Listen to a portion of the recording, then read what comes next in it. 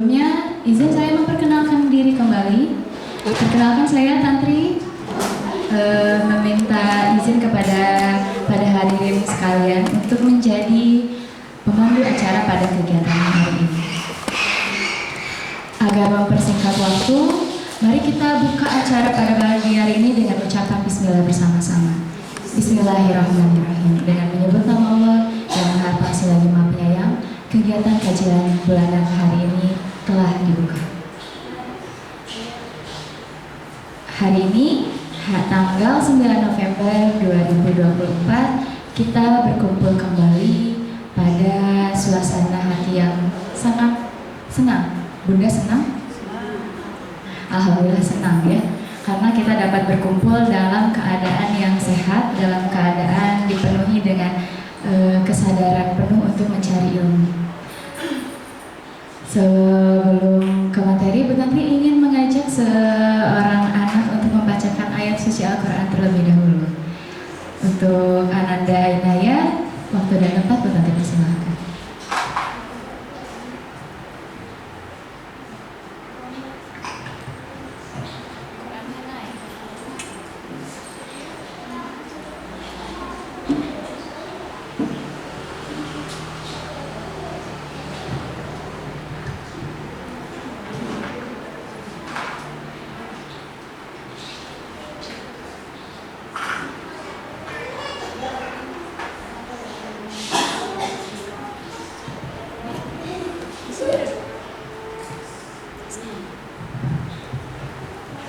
Assalamualaikum warahmatullahi wabarakatuh. Waalaikumsalam warahmatullahi wabarakatuh.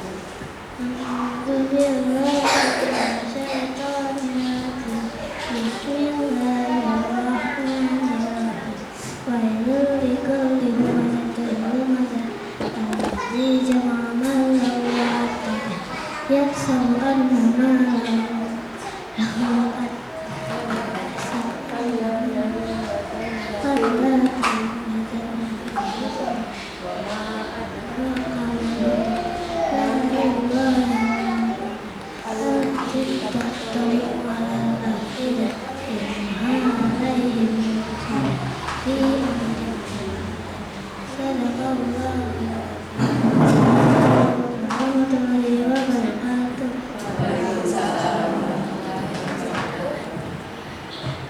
Terima kasih Ainaya sudah membacakan ayat suci Al-Quran.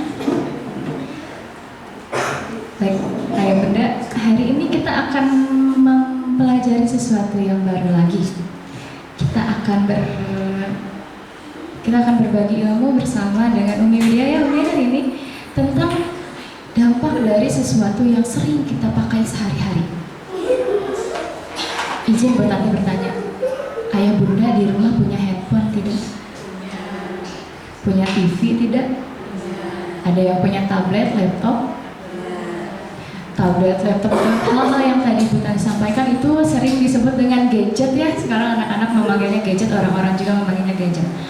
Itu dilibatkan dalam kehidupan kita sehari-hari, termasuk dalam pengasuhan anak. Tapi kita tahu tidak apa dampaknya gadget yang mungkin saat ini sedang kita pegang, yang sedang kita gunakan hari ini untuk anak-anak kita kelak. Hari ini temanya, judul besarnya adalah dampak gadget terhadap perkembangan anak. Kadang-kadang kita suka abai ya tentang gadget itu. Nah, hari ini kita akan bahas bersama Umi Widya. Umi Widya adalah owner dari Sekolah Azhari Al-Ghazali, sekolah kita yang tercinta ini. Lalu Umi Widya juga adalah educational consultant dari beberapa sekolah di Indonesia. Jadi insya Allah ilmu yang akan dipaparkan oleh Umi Widya akan sangat bermanfaat untuk kita semua. Untuk mempersingkat waktu, kita mulai kajian hari ini. Untuk waktu dan tempatnya, Umi, saya persilakan. Bismillahirrahmanirrahim. Assalamualaikum warahmatullahi wabarakatuh. Alhamdulillah, wassalatu wassalamu ala rasulillah wa ala alihi wa sahbihi wa mawala. Puji dan syukur kehadiran Allah Subhanahu wa Ta'ala atas nikmat dan karunia-Nya yang tidak henti-hentinya diberikan kepada kita semua. Alhamdulillah hari ini kita bisa berkumpul berkumpul di sini dalam acara kajian bulanan. Tak lupa salawat dan salam semoga selalu tercurah limpahkan kepada Nabi besar Muhammad SAW. Para kepala dan guru-guru dari mulai TK, SD, Azhar Al-Ghazali, bunda-bunda semua yang sudah hadir, yang saya banggakan. Alhamdulillah hari ini sudah kajian keberapa ya Bu? Ketiga ya? Ketiga di tahun ajaran 2024-2025.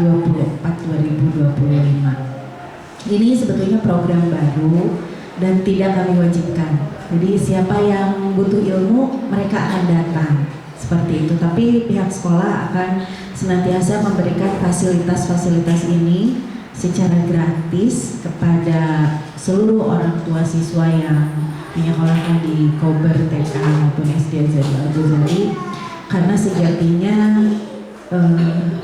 seorang orang tua atau orang dewasa pembelajar akan melahirkan anak-anak pembelajar pula, seperti itu.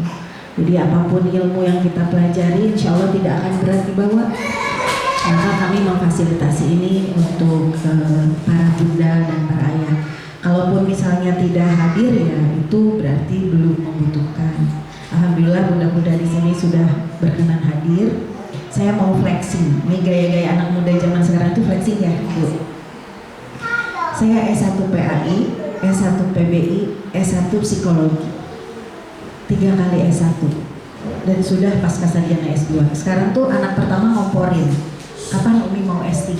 Suami saya yang ngerem, kamu ngapain S3, bukan dosen, udah cukup sampai S2 juga. Tapi bagi saya sekolah formal adalah kesempatan saya untuk bisa belajar serius, walaupun tanpa sekolah formal kita masih berkesempatan untuk bisa terus belajar. Kalau zaman dulu mungkin di kampung saya pada saat itu ketika saya remaja usia belasan, orang tua akan berpikir buat apa belajar, karena ujung-ujungnya perempuan akan balik lagi ke dapur, akan masak. Tapi orang tua zaman dulu nggak ingat bahwa perempuan itu akan punya anak. Dalam Islam jelas, madrasah pertama bagi anak adalah ibunya, seorang ibu. Contohnya apa? Ini belum masuk ke tema ya, baru flexing dulu nih. Contohnya apa? Di dalam ajaran Islam 40 hari pertama perempuan setelah melahirkan ada masa nifas. Masa nifas ini kita diperbolehkan tidak usah sholat, betul? Tidak usah ngaji, betul? Tidak usah puasa, tidak usah melayani suami, baik di luar kamar maupun di dalam kamar. Bebas, kita diberikan kebebasan penuh selama 40 hari itu untuk apa? Untuk menjadi madrasah bagi anak-anak kita. Kebayang kalau ibu-ibunya tidak belajar, apa yang dilakukan? Cetrek, upload, nanti dikomentarin. Ih, eta kunaon atunya meuli hideung gini ari lanceuk nama bodas. Interaksi yang terbangun di antara orang tua mohon maaf yang kurang ilmu itu interaksi yang tidak bermutu, sehingga tidak akan menjadi ilmu bagi putra-putrinya. Kalau orang tua berilmu 40 hari pertama ketika dia melahirkan anaknya ke dunia ini, dia akan bangun komunikasi yang sangat efektif, yang sangat bermutu dengan putra-putrinya, karena dia tahu masa awal inilah masa yang sangat krusial. Ini sebetulnya saya sudah membuat 34 slide. Kebayang ibu-ibu kalau satu slide itu 10 menit berarti 340 menit ya. Kita loncat-loncat aja ini, saya maaf nih. Nah, sini dulu ya. Ini ternyata apa yang sudah dianjurkan di dalam Islam, karena memang Islam adalah agama yang sudah diciptakan begitu sempurna untuk umat manusia. Hasil risetnya pun mendukung untuk itu. Kenapa 40 hari pertama kita diberi kebebasan untuk membangun komunikasi yang bermutu dengan anak kita, sehingga kita diberi keleluasaan untuk tidak melayani suami, untuk tidak beribadah. Hasil risetnya, ini saya pakai ilmu psikologi, yang tadi pakai ilmu PAI, berarti kan hasil kuliahnya bermanfaat ya ibu? Ya, walaupun ibu saya bilang kuliah deh, capek, ngapain duit, gitu kalau orang tua ya. Tapi ternyata ilmu itu bermanfaat. Di sini di tahapan yang paling awal dalam teori psikososial yang menemukannya si Barat, orang bule, dia bukan Muslim, namanya Erik Erikson. Tapi ini sangat sesuai dengan apa yang sudah Islam jelaskan. Bangun trust, karena kalau ibu tidak bangun trust pada anak, maka akan muncul tahapan mistrust. Trust itu apa? Percaya. Mulai dari mana anak bisa percaya diri? Apakah mulai dari ayo maju ke panggung? Apakah seperti itu membangun trust atau percaya diri anak? Bukan. Membangun percaya diri anak diawali dengan membangun rasa percaya terhadap ibunya terlebih dahulu. Jadi bukan di ayo-ayo di depan umum cara membangunnya. Bagaimana cara membangun trust ini kepada anak? Nanti ada hubungannya dengan teori yang akan disampaikan pada kesempatan kali ini berdasarkan tema dampak gadget terhadap perkembangan anak.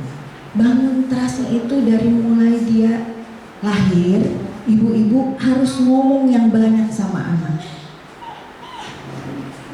Mama mau ke toilet, izin ke toilet 5 menit.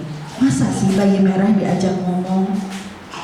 Ibu saya juga komplain, Widya kamu abang-abang guru TK, bayi merah juga diajak bicara.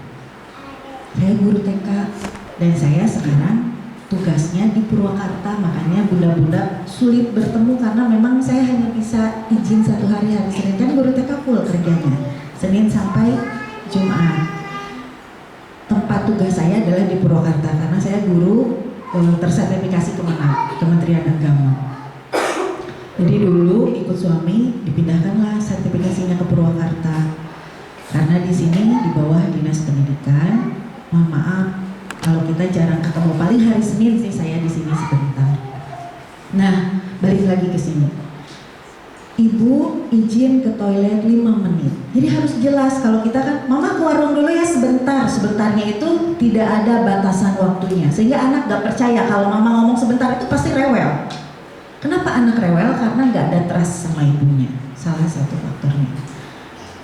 Lalu setiap yang ibu katakan, yang ibu lakukan di depan bayi selama 40 hari pertama nih harus sama kata dan perbuatan. Kalau kita bilang, ini misalnya bayi lagi tiduran, kita bilang, mama angkat dari atas kursi. Mama angkat, mama tuh ngomong angkat. Jadi dia nggak bingung, ini mau diapain? Kok aku diginiin aku nggak tahu. Pas mama mau simpan lagi di kasur, mama bilang lagi, mama simpan kamu di atas kasur. Itu terlihat sepele, tapi kalau ibu-ibu nggak pernah terima ilmu ini, dilakukan nggak itu ketika punya bayi? Tidak. Sebetulnya nggak perlu kuliah S1 sih. Sebetulnya kalau zaman sekarang ilmu bisa kita cari. Cuma masalahnya memang kadang kita udah capek dengan keruwetan kita sehari-hari kan ya, untuk nyari gali lagi informasi atau ilmu yang segitu pentingnya sering kelewat. Nah, kalau ini kita nggak bangun dari awal, yang tumbuh pada anak nanti adalah mistrust. Mistrust itu rasa gak percaya. Pernah marah sama anak, ketahuan anak bohong gak ibu-ibu? Pernah ya? Tahu gak kenapa mereka bohong? Gak percaya sama kita. Kalau mereka percaya sama kita gak akan bohong. Nah, ini permasalahan utama ini dari mulai 40 hari pertama bisa menjadi penyebab anak mengalami kecanduan gadget. Balik lagi Bu. Waduh, ini bolak-balik nih. Sini ya.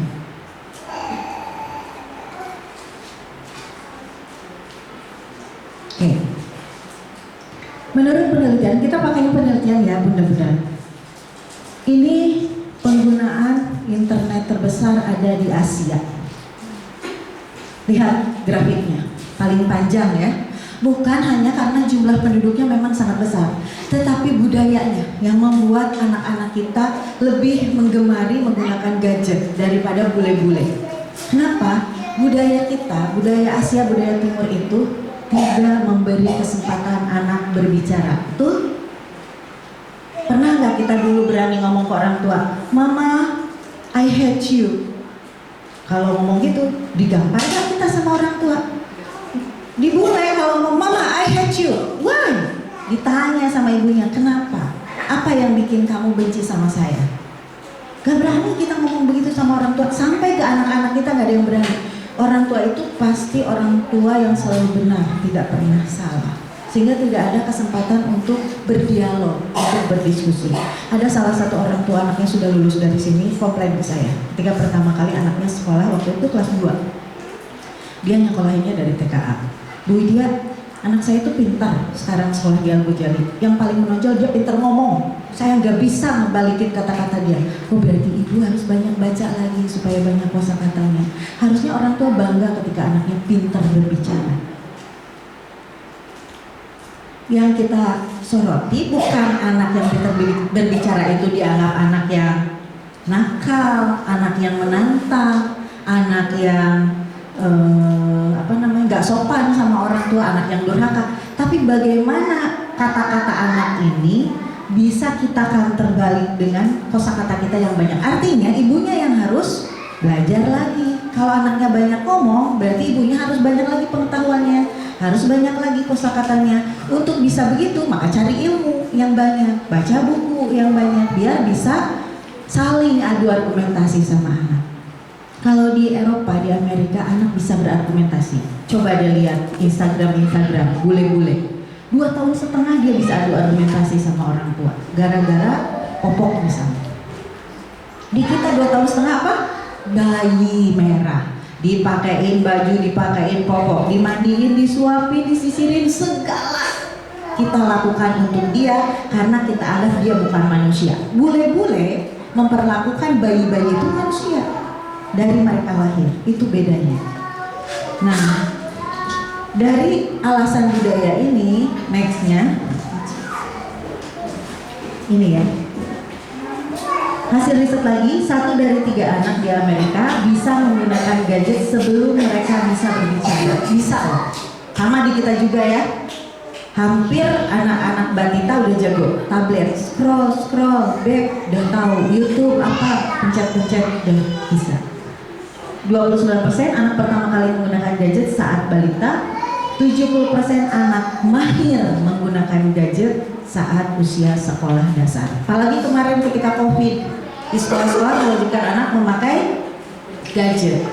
Otomatis karena sekolah nggak tatap muka, jadi harus daring. Otomatis anak-anak dipaksa menggunakan gadget lebih banyak waktunya. Padahal belum waktunya anak menggunakan gadget seperti orang dewasa menggunakan gadget. Hasil rekomendasi dari WHO, anak 0 sampai 1 tahun itu tidak boleh sama sekali terpapar layar.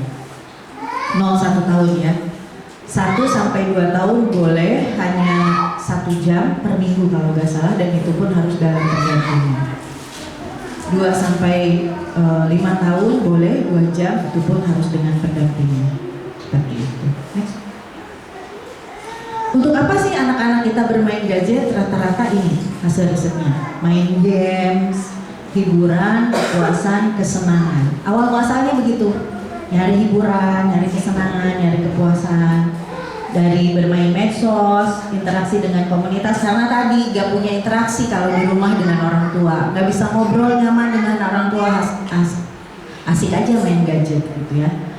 Yang kedua, eksistensi diri. Dia ingin menunjukkan eksistensinya. Nanti saya ceritakan tentang ini.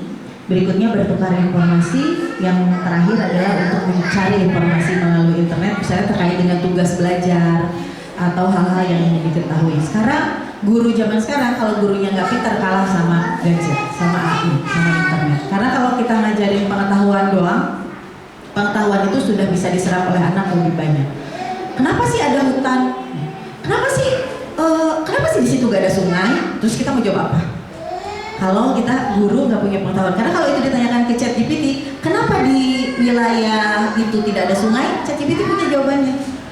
Kalau guru sekarang mengandalkan mengajar itu hanya ingin mentransfer pengetahuan, ya sudah kalah dengan ini. Saya punya satu cerita seorang anak ketika pertama kali kenal dengan saya itu tangannya tuh begini, selalu begini. Jadi megang sendok pun gini, megang pensil, megang benda apa gini. Karena setiap hari dia begini. Begini tuh artinya apa? Main game. Karena kalau medsos mah begini, scroll ya, YouTube, IG, TikTok. Kalau seperti ini biasanya game. Main game, ayah bunda dari kecil. Ketika ditelusuri ternyata dia ini selalu dibilang anak yang tidak berharga. Anak yang tidak berharga, anak yang tidak membanggakan orang tua. Dia mencari eksistensi diri karena di game dia jadi king, jadi raja, selalu jadi pemenang. Dia dapat apa yang selama ini tidak dia dapatkan di kehidupan nyata yang sesungguhnya. Itu saya kenal dia seperti itu kelas 5 SD. Konon katanya dari kecil, begitunya. Maksudnya main gamenya. Ya. Memang banyak ya pro dan kontra terkait dengan penggunaan gadget. Pronya artinya orang yang setuju anak-anak main gadget karena ada manfaatnya. Yang pertama, sarana mencari ilmu pengetahuan dan sumber informasi tugas sekolah. Yang kedua, sarana mengekspresikan diri. Yang ketiga, menjaga hubungan dengan keluarga dan teman jauh. Dan bagi TKSD Al-Ghazali, sarana yang sangat positif karena ternyata jadi nambah jumlah murid dari aktivitas kami yang tinggi di media sosial. Tapi kontraknya, nah ini yang harus kita perhatikan. Bagaimana kontraknya? Kontraknya juga sangat luar biasa. Yang pertama, memberikan informasi berlebihan di dunia maya. Tiba-tiba kita tahu kejadian Wati, misalnya kita sebut saja namanya Wati di Lombok, padahal kita ada di Cisempur. Wati selingkuh dengan Maman, padahal kita nggak kenal Wati itu siapa, Maman itu siapa, tapi kita bisa akses terus sampai kita simpati ke Wati ini, sampai sumbangan-sumbangan mengalir ke Wati gitu ya. Padahal itu bukan orang yang kita kenal. Ini informasi yang sangat berlebihan, yang seharusnya tidak kita akses, tidak masuk ke dalam pikiran kita, itu bukan urusan kita, tapi justru bisa kita terima. Yang membahayakan berikutnya adalah predator online. Banyak kejadian anak hilang usia remaja, ternyata chattingan lewat Facebook, janjian di sebuah tempat. Bahkan kemarin ada diumumkan di Jatinangor banget yang hilang di hutan di wilayah Kota Bandung. Ini lewat online, pacaran online, janjian ketemuan dibawa ke hutan. Untungnya masih ada sinyal, dia minta tolong ke tim, kalau di kita mah kayak Brimob ya kayak gitu. Nah, yang selanjutnya menurunnya produktivitas diri karena bangun tidur scroll gitu ya sampai mau tidur lagi. Yang berikutnya merusak reputasi diri. Ada beberapa yang justru berlebihan menggunakan gadget, justru menjatuhkan reputasinya sebagai seorang manusia. Nah, apa yang dimaksud dengan kecanduan gadget? Kecanduan gadget ini penggunaan gadget tidak terkendali sehingga menimbulkan masalah. Masalahnya di mana? Ada 3. Masalah perilaku yang pertama, yang kedua masalah kognisi, yang ketiga masalah sosial. Gitu. Ini yang harus kita waspadai gejalanya. Ada nggak pada kita? Yang pertama disebutnya preokupasi. Bangun tidur bukan langsung ke kamar mandi, tapi ambil gadget. Bu Tantri seperti itu. Tak bangun tidur tuh langsung cari ini scroll. Nah itu udah disebutnya preokupasi. Ini berlaku bagi anak-anak maupun orang dewasa. Tablet mah, tablet. Bangun tidur anak udah begitu, yaitu namanya gejalanya preokupasi. Yang selanjutnya perubahan mood, tantruman. Anak-anak yang cenderung mengalami gangguan parah ya sampai kecanduan itu tantrum dimanapun dia berada.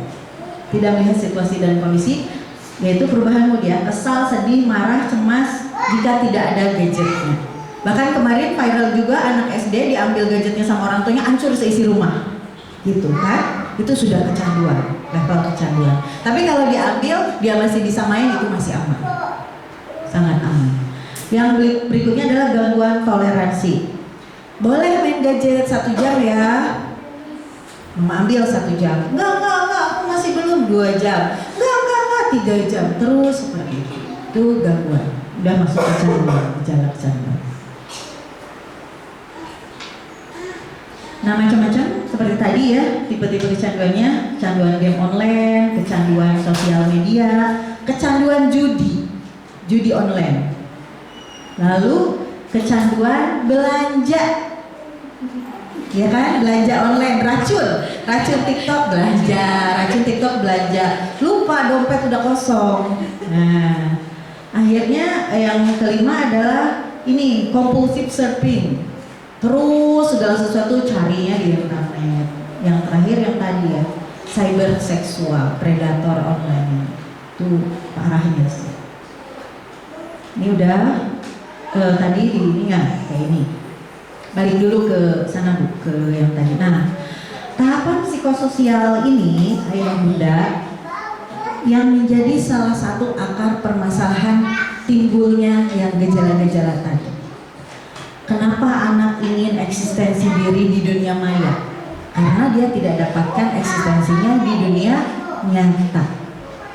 Di depan ibu, di depan ayah, anak itu selalu salah, gak ada benernya. Tapi kalau di dunia maya, anak jago, king, raja, selalu berhasil, sukses.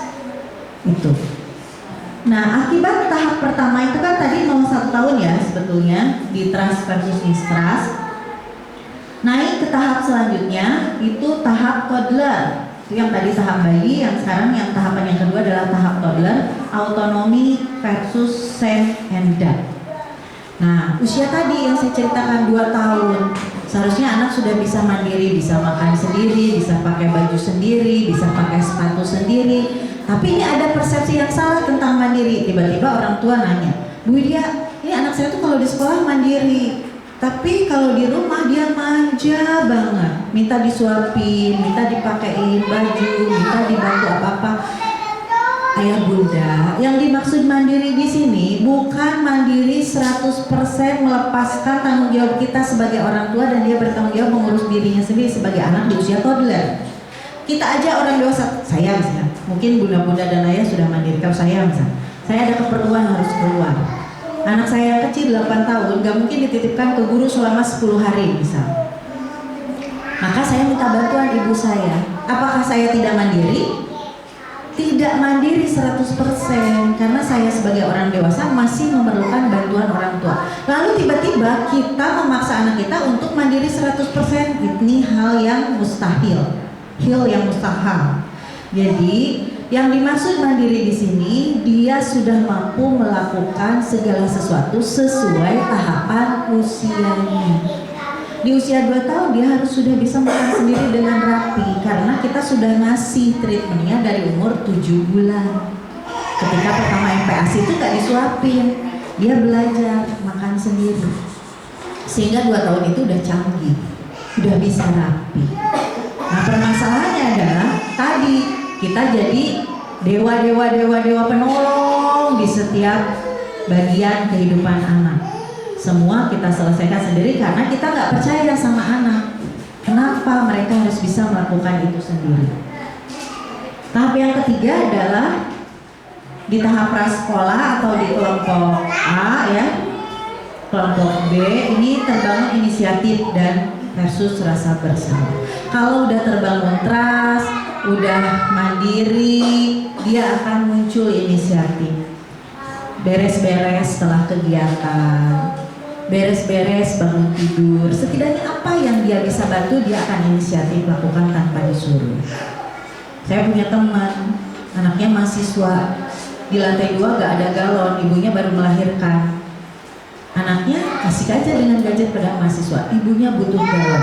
Kalau nggak disuruh, dia nggak akan bawa ibu galon ke lantai 2. Terus nangis-nangis kan ke saya cerita, terus saya bilang, waktu usia dulunya diapain? Emang gue layanin semuanya, ya udah nikmatin, karena udah gak bisa diomelin. Kalau udah usia mahasiswa, udah jadi, kamu harus minta maaf, ajak ngobrol aja, selesai. Sisanya nanti dia yang mau mengubah dirinya atau tidak. Kalau kita udah minta maaf, sekarang kita memperlakukan dia dengan baik supaya dia jadi laki-laki yang bertanggung jawab, karena anaknya itu laki-laki, sudah, karena dia sudah dewasa. Next, itu nggak usah kita jelasin semua. Nah, yang tadi saya ceritakan, anak tersebut punya bapak yang sangat galak, punya ibu yang sangat baik. Ini bertolak belakang. Jadi kalau kita lihat kuadrannya, saya kesini ya. Kuadrannya itu ini ke atas. Ini adalah daya tanggap dan kehangatan orang tua, tanda panah yang sana, kanan, kontrol, ketegasan dan tuntutan orang tua. Kita harus ada di kuadran mana ya Bunda? Harus ada di kuadran ini. Ini orang tua yang bisa membangun tahap perkembangan anak optimal. Kenapa ada di kuadran ini? Orang tua yang autoritatif, dia punya standar memang jelas. Oke, kamu harus sudah bisa sholat tepat waktu ke masjid usia berapa? Ekspektasi orang tua tinggi, misalnya ya. Dalam Islam itu kan 10 tahun, betul ya Pak Kiai? 10 tahun, kalau belum sholat cepret kan gitu. Tapi kita punya standar nih sebagai keluarga 9 tahun nih dia harus sudah bisa sholat. Ini standarnya jelas, ekspektasi tinggi, tapi orang tuanya demokratis. Dari kecil itu udah diajak ngomong ke anak, bukan yang ditakut-takutin. Nah kemarin saya lihat bagus banget itu. Orang tua ngasih contoh tentang sholatnya pakai jeruk. Iya, yang dimasukin ke air tuh Bu Tantrilia. Jadi dia kupas tuh jeruknya. Nih dia tinggalin sholat subuh, kupas lagi kulit jeruknya, tinggalin sholat duhur, tinggalin sholat asar sampai si kulit jeruknya habis semua, dimasukinlah ke dalam sebuah gelas yang udah ada airnya. Sama air jeruk yang sama jeruk yang masih ada kulitnya dimasukin sama-sama ke dalam gelas transparan yang ada airnya. Ternyata yang ada kulitnya itu mengambang, yang udah dilepas kulitnya tenggelam. Orang tuanya ngomong tuh pakai analogi itu ke anaknya. Kalau kamu nggak sholat, mati lo kamu. Dalam arti yang mati itu jiwanya, your soul. Nanti jiwa kamu mati. Tapi kalau kamu sholat, kamu akan tetap hidup. Demokratis. Ngajarin sholatnya pakai cara yang ilmiah yang bisa diterima oleh anak-anak. Anaknya itu kayaknya masih kelas SD ya, ibu yang kecil banget. Anak-anaknya itu masih kecil-kecil. Itu contoh. Kalau misalnya kita mau anaknya jago bahasa Inggris, kita punya standar yang tinggi, ekspektasi yang tinggi sama anak, tapi kita tetap demokratis. Caranya adalah siapin semua buku-buku dalam bahasa Inggris. Tempel-tempel semua benda yang ada di rumah itu diberi nama dalam bahasa Inggris. Artinya kita tidak otoriter kepada anak, tapi kita bangun lingkungan itu untuk mendukung harapan dan keinginan kita. Itu orang tua yang autoritatif. Yang bawah itu otoriter. Punya harapan tinggi, ekspektasi tinggi, gak mau ngajak anak bicara. Kata bapak A, ya kamu A. Kalau kata bapak kamu pakai baju hitam. Apalagi ada, maaf ya, saya nggak setuju dengan ini. Ada yang bilang anak perempuan gak boleh dikasih pilihan, karena nanti anak perempuan itu dipilih. Sedangkan di dalam Islam, laki-laki dan perempuan kedudukannya sama. Sama-sama akan mempertanggungjawabkan dirinya di hadapan Allah. Artinya, masa Allah saja memperlakukan laki-laki dan perempuan sama di dalam Islam, yang membedakan adalah ketakwaannya. Kenapa kita manusia membedakan anak perempuan dan anak laki-laki? Nah ini otoriter, orang tua otoriter. Dan belum ada hasil risetnya tentang hal seperti ini. Ya, maksudnya membedakan anak laki-laki boleh diberi pilihan, anak perempuan tidak boleh diberi pilihan, itu belum ada hasil risetnya yang membuat mereka apakah bisa jadi manusia seutuhnya atau tidak. Nah orang tua otoriter itu ya dia diktator, semua power ada pada dia. Anak itu seolah bukan manusia, tetapi dia merupakan benda mati yang bisa dibolak-balik sama orang tua, nggak ada komunikasi sama sekali. Yang sebelah kanan atau sebelah kiri bunda-bunda, yang bawah ini yang ini dulu, yang atas indulgent. Indulgent itu tidak ada kontrol, tidak ada ketegasan, tidak ada daya tanggap. Namanya kamu bosnya. Anak adalah bos, gak kuat denger anak nangis. Mama, aku mau jajan, kasih. Mama, aku mau HP, kasih. Mama, aku mainan, kasih. Ya bu, dulu kan saya hidupnya gak bisa dapatin semua keinginan saya ya. Jadi sekarang ketika saya punya ya saya kasihlah buat anak. Jangan sampai anak saya menangis, merengek. Itu anak yang tadi itu begitu. Ibunya yang ini indulgent, bapaknya otoriter. Kalau bapaknya nyuruh mandi, mandi kamu, dia pukul pakai sabuk anaknya.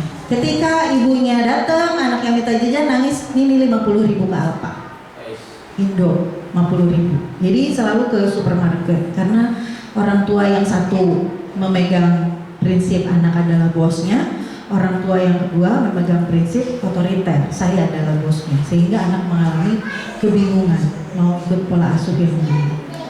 Mau tahu hasil akhirnya seperti apa? Dendam sampai hari ini kepada orang tua. Dendamnya itu munculnya di mana? Apakah ngebacok orang tua? Bukan, mengalami gangguan jiwa, harus minum obat seumur hidupnya. Kalau ini apa? Ini anak yang tidak diharapkan. Biasanya ini anak hasil dari pernikahan di luar nikah, atau anak yang mohon maaf, misal lahir dalam keadaan berkebutuhan khusus, orang tua tidak siap sehingga anak ini terabaikan, disebutnya adalah orang tua yang neglectful.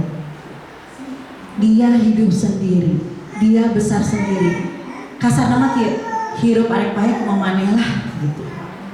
Atau orang tua yang memang biasanya mereka belum selesai dengan dirinya sendiri, terlalu muda untuk menikah sehingga tidak tahu bagaimana caranya ketika memiliki anak. Atau orang tua yang egois. Orang tua yang egois ini begini, menikah, punya anak, tidak tahu tanggung jawab sebagai orang tua itu seperti apa. Pernikahan itu harus pernikahan yang bagaimana. Kalau kita tinggal di Indonesia, yang menikah itu mohon maaf ya, pernikahan yang tidak tercatatkan misalnya di dalam pemerintahan. Contoh artis Ahmad Dhani dan Mulan Jamila menikah siri, punya anak, sah secara agama, betul pakai sah, tapi tidak sah secara pemerintah, sehingga dia harus sidang memperjuangkan anaknya supaya bisa dapat surat-surat resmi. Di bawah sidang pun ternyata anaknya masih tetap namanya itu Mulan Jamila saja, tidak ada nama Ahmad Dhani. Kenapa dia butuh surat-surat? Mau ke luar negeri pada saat itu, Pak Kiai. Aduh, abis cerita terang gosipnya. Tapi ini pelajaran berharga bagi kita, karena akan lahir anak-anak yang terabaikan. Mungkin kalau Dhani sama Mulan orang kaya, artis banyak duit, anaknya tidak terabaikan. Ketika kita memutuskan menjadi orang dewasa, menikah nih untuk gadis-gadis nih, guru-guru, terus kita menikah tidak resmi di bawah pemerintah, yang jadi korban adalah anak. Bisa mendapatkan pengabaian karena kita nggak bisa mengajukan hak, ya, mengajukan hak asuh, mengajukan hak waris dan lain sebagainya. Nah, ini pola-pola asuh ini sangat berpengaruh terhadap kehidupan anak kita. Hati-hati. Sekarang ada ilmu bisa dicari dengan gampang, gratisan, asal mau YouTube bertebaran. Kita bisa cari genre apa yang kita sukai, dangdut, pop, ya kan? Mau keroncongan, ibaratnya seperti itu. Mau tipe pola asuh mana yang ingin kita ikuti. Tapi yang sudah jelas, ada orang tua yang bilang, saya juga zaman dulu dididik dengan keras dan saya sukses sampai hari ini. Bapak dididik dengan keras, sukses hari ini karena dulu Bapak dididik dengan keras oleh orang tua, Bapak dapat kesenangan lain di wilayah lain. Contoh, kita mungkin ketika lapor kepada orang tua di sekolah dilempar sama Pak Hapus sama guru, betul? Pulang ke rumah lapor ke orang tua, dibela apa dimarahin? Dimarahin. Tapi waktu sekolah kita sebentar, ibu bapak kita aktifnya di kebun, di ladang. Ketika bapak ibu kita marahin, di sekolah dimarahin, kita juga lari ke ladang. Bisa main kerbau, bisa main segala macam, itu adalah kesenangan bagi anak-anak. Bisa main lumpur, bisa main segala. Sekarang anak-anak zaman now, kalau di sekolahnya kayak gitu, SDIT misalnya masuk relatif lama, dilempar penghapus sama guru, datang ke orang tua sama orang tua dimarahin, dia mau lari kemana? Di depan jalan raya, samping udah rumah tetangga, tembok, hidupnya udah terpenjara. Jadi kalau dia sudah terkena mental di wilayah itu, dia nggak punya tempat lain untuk mengekspresikan kesedihannya, untuk mencari kesenangan. Kalau zaman saya masih bisa naik pohon, jambu, ngelemparin kecapi orang. Saya dulu ingat banget ngelemparin buah kecapi punya orang. Tapi seneng banget kalau gitu tuh, sampai kecapinya jatuh. Padahal kalau di rumah mungkin dimarahin itu, karena nggak ngerjain PR. Tapi karena bisa bermain sama teman-teman, senang, teman sebaya itu adalah dunia kita yang sangat menyenangkan bagi anak-anak, itu membuat stres kita jadi terdistraksi, terkurangi. Nah kalau sekarang anak-anak larinya kemana? Sini. Beda zaman, orang kita dulu TV-nya hitam putih, itu pun yang kaya raya banget yang bisa nonton Doraemon di TV hitam putih. Kita nggak stres karena kalau nonton bisa bareng-bareng. Mungkin kalau zaman saya dulu dengerin radio yang rame-rame itu, sambil ngobrol, sambil ngopi. Waduh, itu kebahagiaan yang tiada terkira. Walaupun kita dimarahin sama orang tua, walaupun kita dimarahin sama guru, karena dimarahinnya mah sedikit, banyaknya kebahagiaan yang kita rasakan sehingga hari ini kita bisa sukses. Tapi ada negatifnya. Alam bawah sadar kita itu tetap mendominasi kehidupan kita, drive kita hari ini. Karena kita biasa dipelototin, kita biasa dimarahin, rasanya tuh berat untuk bisa lembut ke anak, apalagi ke anak sendiri. Melakukan kesalahan sedikit rasanya salahnya banyak banget, sehingga anak kita stres dan cari tempat lain untuk pelampiasan. Kalau dulu kita tempat lain pelampiasannya pohon, ladang, kebun, sungai, sungainya masih jernih, teman-teman bisa ngumpul, segala permainan bisa kita lakukan dengan berbagai alat yang sederhana. Kita kan bisa ucing sumput, ya enggak, gobak sodor, apalagi macam-macam. Anak zaman sekarang stres larinya ke kamar, handphone, gadget lagi, gitu. Nah makanya kalau ada yang bilang bahwa saya dulu dibesarkan dengan orang tua otoriter, itu gak relate banget untuk hari ini. Sekarang anak-anak ingin diajak bicara. Anak kecil sekalipun yang menurut kita tidak paham, dia senang kalau diajak bicara. Coba lihat, saya tuh ingin download kemarin tuh ada film India, Salman Khan ya. Jadi anaknya tuh bangun tidur pagi, waktunya sarapan, ibunya baca koran ceritanya. Terus anaknya nanya, ayah di mana? Ayahnya lagi nelpon di teras itu, bolak-balik nelpon. Terus udah masuk meja makan, anaknya senang, berarti udah bisa makan bareng nih ibu bapak. Ternyata si Salman Khan ini masih dapat notifikasi di HP-nya, dia masih fokus. Terus anaknya bilang, kalau aku punya keinginan sesuatu dikabulkan nggak? Kamu mau apa? Mau HP? HP yang kayak gimana? HP ayah. Tersadarkan untungnya bapaknya, dia kasihkan HP ke anaknya. Boleh, ini HP buat kamu. Tapi sebetulnya yang anak mau bukan HP-nya, dia ingin bapaknya. Ketika ngomong bapaknya nggak ngelirik sama sekali, yang dilihat HP terus. Gitu. Itu anak laki-laki, apalagi anak perempuan. Anak perempuan kalau bapaknya nggak peduli, abai, udah jadi predator online zaman sekarang.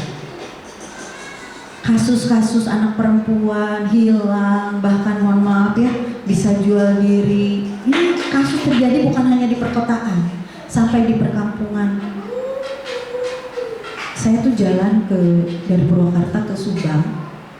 Sepanjang perjalanan jalur Pantura itu karaoke ya, pakai.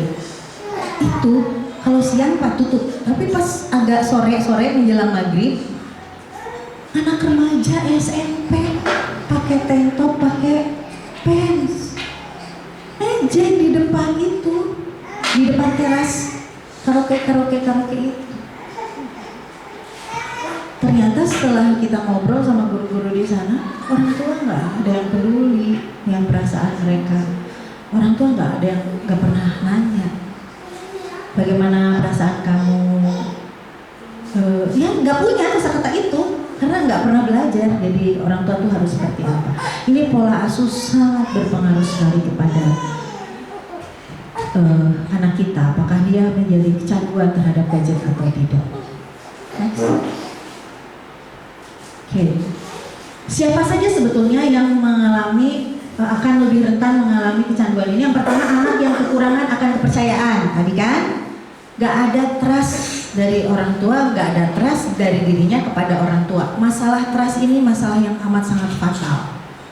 Gimana nih kalau udah lewat? Harusnya itu kan dibangun waktu anak kita bayi. Gak apa-apa, sekarang udah gede. Kalau kita mau ke kamar mandi, anak kita walaupun anak saya misalnya udah mau 18 tahun, saya bilang, Umi izin ke WC 5 menit. Umi tidur duluan. Saya punya aturan di rumah, anak-anak punya HP milik sendiri itu SMA. Jadi kami tidak membelikan HP pada saat mereka SD apalagi SMP. Walaupun bapaknya bisa beliin, jadi pinjaman. Mereka boleh pinjam. Dan itu pun karena pinjam terbatas. Nah sekarang sudah SMA, mereka punya HP sendiri. Aturannya di rumah adalah HP harus kumpul di ruang keluarga jam 9. Semuanya jam 9 kumpul. Tidak boleh ada yang menggunakan HP di dalam kamar. Jadi kalau mau main HP masing-masing ya kita kumpul di ruang keluarga itu, tapi pegang HP masing-masing. Itu masih lebih cenderung bisa dikontrol karena kita bisa tahu anak kita ngapain, dia ngintip-ngintip lah setidaknya. Gitu. Itu anak saya yang kedua udah SMA dua-duanya. Anak 1 2 udah SMA, anak yang kecil yang SD. Jelas kalau dia nggak boleh. Setelah bangun tidur, tugas mereka adalah piket dulu. Padahal di rumah saya bisa minta tolong bantuan. Ada yang bisa bantu beberes rumah. Tapi kalau ada anak-anak saya bilang nggak usah, biarin anak-anak. Jadi anak-anak piket dulu. Pilih piket apa? AA mau apa? AA nyapu sama ngepel. Adik apa? Cuci piring sama bikin sarapan. Saya bagian nyuci. Adiknya yang bungsu halaman. Bapaknya nih yang bingung mau ngapain. Bapaknya gosek-gosek. Semua kebagian piket. Nah setelah piket baru kita semua bisa pegang handphone masing-masing. Kecuali bilang Abi itu pekerjaannya tidak bisa ditunda. Kalau misalnya nanti profesor menghubungi, masa Abi enggak? Kekecualian buat Abi. Kalau Umi masih bisa. Karena nggak terlalu banyak orang penting yang menghubungi, jadi Umi masih bisa ikut aturan kalian. Kekecualian buat Abi, tapi Abi bukan buat kesenangan. Kalau bapaknya scroll pasti diprotes, tapi kalau nerima telepon atau balas chat itu masih ditoleransi. Nah, kita bangun kepercayaan dengan anak-anak, ya harus diawali dari kita dulu. Yang selanjutnya anak yang kekurangan kepatuhan dan keterbukaan. Nah ini ayah bunda, kepercayaan, kepatuhan dan keterbukaan yang tidak dimiliki di dalam keluarga-keluarga kita. Contoh, Ma aku minta uang buat jajan, kamu banyak jajan wae, enggak pete, meh duit tapi kasih. Udah diomelin dia, tapi tetap dikasih. Ini anak udah bisa nih punya celah-celahnya, gak usah patuh. Harusnya diberi informasi. Lihat di dompet mama ada berapa, uang tinggal 500.000. Sedangkan waktu kegajian ayah itu 2 minggu lagi. Berarti jatah jajan kamu itu sisanya hanya segini, dan ini untuk uang makan kita sekeluarga. Terbuka aja, nggak apa-apa. Anak harus tahu. Jangan sampai nggak boleh jajan tapi ibunya shopping online, tiba-tiba ada paket. Nah ini ya jadi sumber masalah di rumah. Kok aku gak boleh jajan tapi ibu bisa belanja? Ini kita belum beres nih.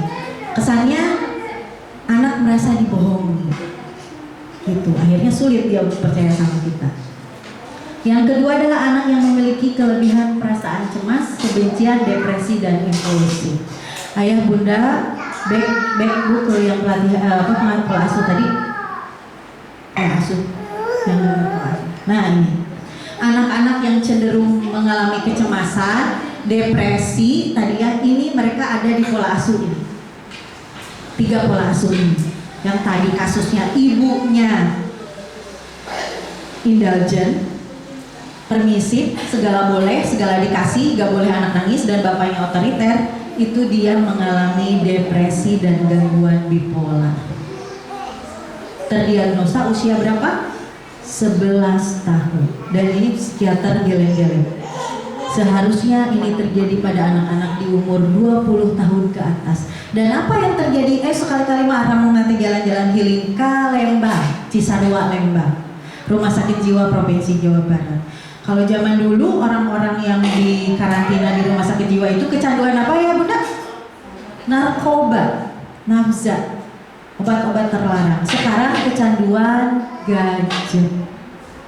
Selalu penuh itu, 2 minggu itu penuh kan? Kalau anak-anak per 2 minggu dirawat di rumah sakit jiwa itu, per 2 minggu nanti dikembalikan ke orang tua. Kalau dirasa sudah beres masalahnya, balik ke yang tadi, dia boleh menetap di rumah, tapi kalau belum balik lagi ke rumah sakit jiwa. Anak yang mengalami kecemasan, kebencian, depresi, dan impulsif itu sampai harus dirawat di rumah sakit jiwa. Impulsif itu apa? Dia nggak punya kontrol terhadap dirinya, terutama menyerang biasanya. Kalau pada anak-anak bisa menyerang teman, bisa menyerang barang. Nah kami mengalami sekali ayah bunda hari ini sebagai guru, bukan hanya di sini. Saya baru kemarin pulang hari Selasa dari Jawa Tengah. Itu juga terjadi di Jawa Tengah. Anak-anak yang tantrum, kalau tantrum itu menyerang orang lain atau menyerang barang, setelah ditelusuri ternyata gadget full di rumah. Ditambah orang tua yang tadi pola asuhnya bapak otoriter, ibu permisif. Segala boleh, bapak yang segala bosnya bapak. Ditambah lagi makanan, faktor makanan, lengkaplah sudah. Di Purwakarta juga begitu. Ini yang saya ceritakan yang kasusnya jelas saja ya. Di Kota Bandung, karena saya juga membantu Abah Ihsan membuat sekolah tahun kemarin, itu dialami juga anak yang tantrum, menyerang orang tua di rumah, tapi kalau ke guru nggak berani, paling ke barang, itu karena gadget. Tapi menurut saya bukan karena gadget, memang orang tuanya permisif, nggak bisa kan diambil gadgetnya. Next. Nih. Sebenarnya yang salah siapa? Yang salah kita. Paparan gadget itu diterima oleh anak saat usia balita. Sebetulnya pada saat usia balita kita ambil, bisa nggak Bapak Ibu? Bisa. Kita kasih, tapi kita ambil lagi. Kita kasih, kita ambil lagi. Dengan aturan dan batasan yang ketat. Nah, permasalahannya orang tua merasa nyaman anaknya berada dalam rumah, karena kalau keluar capek harus nemenin dan merasa tidak aman dengan lingkungan luar. Akhirnya seharian di rumah anak mau ngapain? Kalau kayak guru di sekolah nyiapin gitu kan capek juga. Ya lambat laun gadget 1 jam asalnya kan, 2 jam, 3 jam, lama-lama seharian. Sambil makan pun bahkan nonton gadget. Anak gak tahu makan itu kebutuhan dia. Yang selanjutnya, kontak anak dengan gadget lebih banyak daripada kontak dengan orang tua. Artinya gadget sebagai pengasuh di rumah itu. Anaknya anteng, ibunya beres-beres supaya anteng. Pertamanya gitu, lama-lama sampai semua aktivitas anak bersama gadget, semua aktivitas orang tua beres. Dan orang tua merasa aman. Tiba-tiba jika tidak ada kontrol dari orang tua, lalu anak setiap hari akan mencari perhatian gadget. Assalamualaikum, waalaikumsalam. Mama, mana HP? Gitu. Pulang sekolah, mama mana HP? Jadi bukan mau ketemu mama. Nah ini yang membuat anak mengalami kecanduan gadget dan menimbulkan masalah pada perilaku dan kerusakan otak yang lebih luas. Ini yang bahaya, kerusakan otaknya ya, karena ini harus pakai obat kalau udah kerusakan otak. Faktornya ada 3, biologi, psikologi, sosial. Ini kalau faktor biologi ada di sini. Nah, ini siklusnya. Pertama nih, kebiasaan menggunakan gadget tadi. Lagi ibunya ngepel, kasih dulu biar anaknya diam. Lagi makan, kasih. Pertamanya gitu, asal-asalnya. Nah, karena kebiasaan menggunakan ini, muncullah reseptor di otak anak itu yang menerima impuls penggunaan internet. Itu kalau kita lihat di layar kayak saluran listrik di otak anak kita itu. Itu muncul yang disebut dengan pelepasan dopamin. Dopamin itu hormon kebahagiaan. Jadi udah kalau lihat gadget itu anak bahagia, lalu karena bahagia dia mendapatkan rasa nyaman yang gak pernah diberikan oleh orang tua. Akhirnya lambat laun dopamin berkurang, dia cari lagi gimana caranya supaya dopaminnya ada. Dia tahu bahwa dopamin itu diberikan oleh gadget. Terus seperti itu siklusnya. Ini di otaknya, udah ini kalau ini kita gak usah hafalin ya, yang penting kita lihat aja.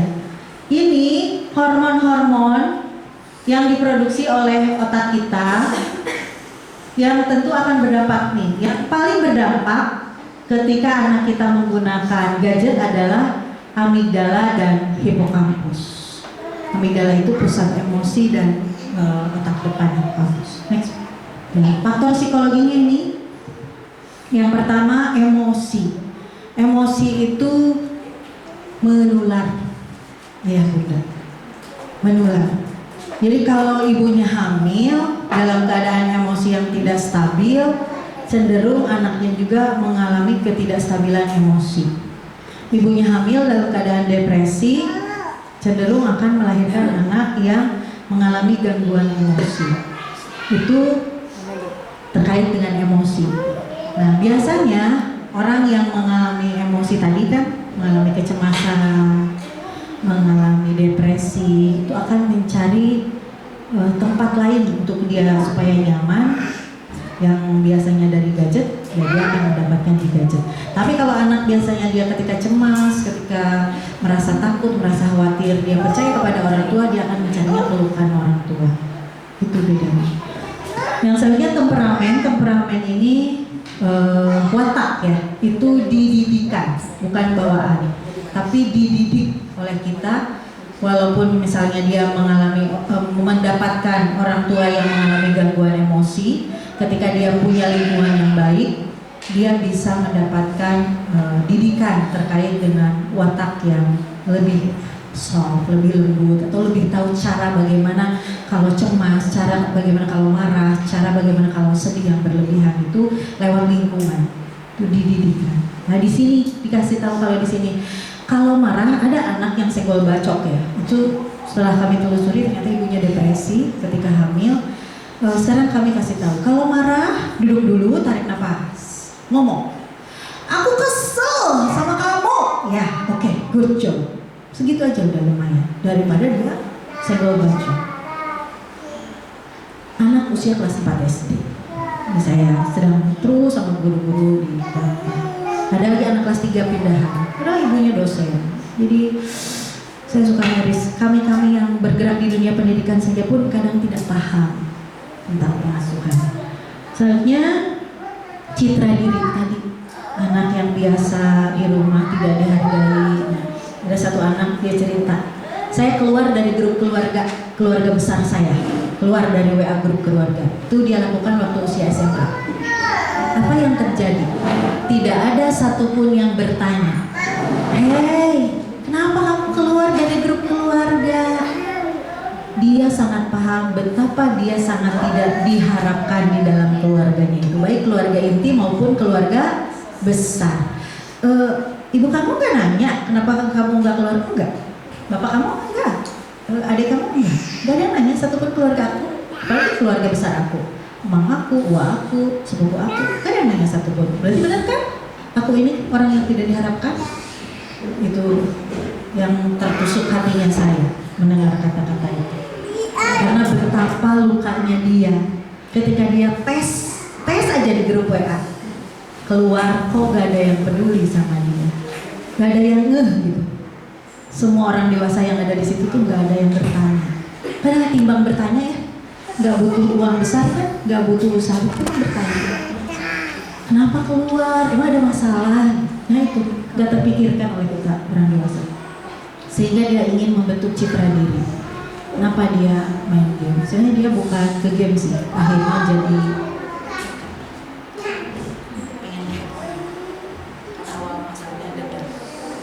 rasa dendam. Berikutnya adalah mekanisme mengatasi masalah. Nah ini bagaimana keluarga terbiasa mengatasi masalah di rumah sangat berpengaruh terhadap bagaimana anak bisa kecanduan gadget atau tidak. Kalau seluruh masalah yang terjadi di rumah diselesaikan dengan marah, cenderung anak mencari lingkungan lain untuk dia bisa nyaman. Ya, mau jujur marah, mau benar marah, ya udah mending gue gak benar aja, ini gak jujur aja, kan gitu. Ya. Next, faktor yang selanjutnya adalah faktor sosial. Bagaimana ikatan keluarga terbangun di rumah? Apakah ayah itu adalah sosok yang tidak bisa disentuh keberadaannya, sehingga kalau ada ayah justru semua anak lari kalang kabut ketakutan, tidak mau menyambut? Apakah sosok ibu adalah sosok yang dirindukan ketiadaannya, atau justru aduh bebas kalau gak ada si mama, gak ada yang cerewet gitu kan?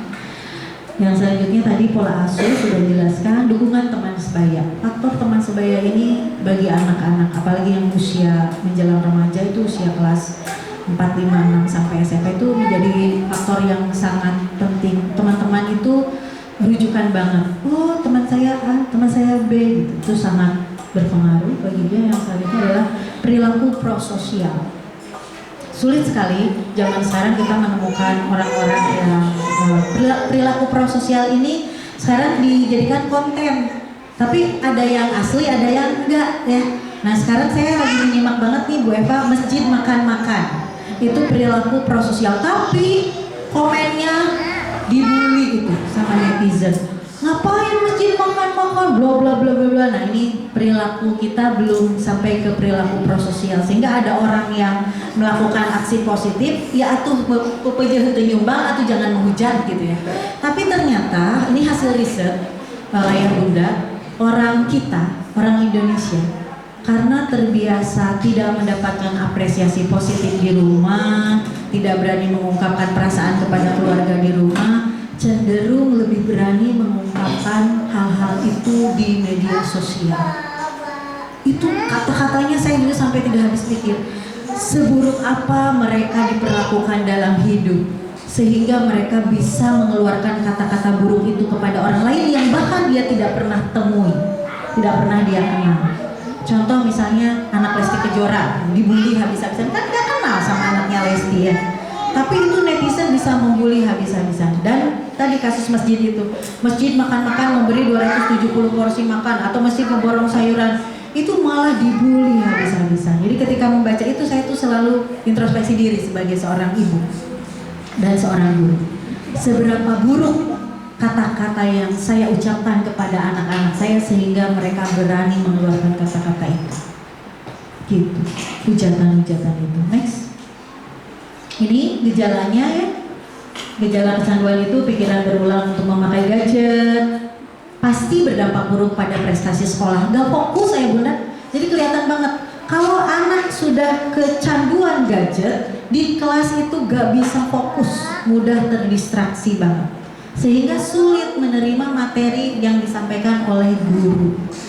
Kalau anak yang tidak terpapar layar, walaupun dia banyak gerak, itu cepat tangkapnya. Jadi bisa sama-sama nih ya IQ-nya ya. IQ-nya sama-sama 100 nih. Yang terpapar gadget sama yang tidak terpapar gadget itu beda. Beda sekali terlihat dari anak. Yang seharusnya menghindar dari lingkungan sosial, menarik diri, tidak mau beraktivitas. Kalau sudah sampai ngerem gak mandi-mandi, wah ini bahaya. Next.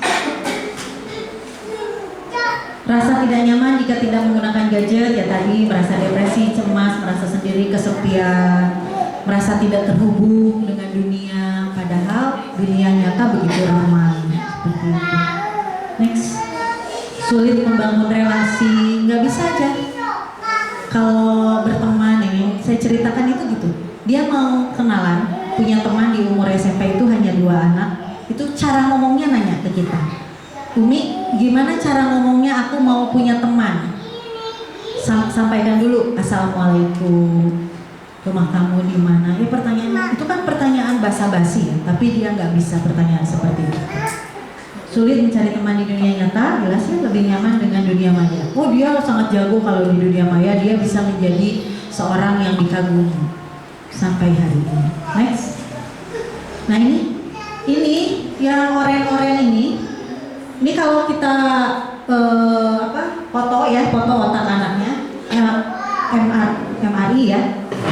Ini ada oren-oren, ini harusnya nggak ada di otak anak kita kalau otaknya sehat. Ini adalah ciri anak kita mengalami hiperaktivasi. Nah, hiperaktivasi itu ada keaktifan yang berlebihan di area itu, atau sinyalnya terlalu berlebihan ya, atau apa ya, atau sinyal listriknya terlalu berlebihan itu ya. Di area apa saja? PFC amigdala. PFC itu otak pusat berpikir, itu hanya ada pada manusia. Kalau amigdala ada pada makhluk Allah yang lain juga. Nah, ini ada pengurangan ukuran di substansia alba yang berfungsi sebagai tempat proses berpikir.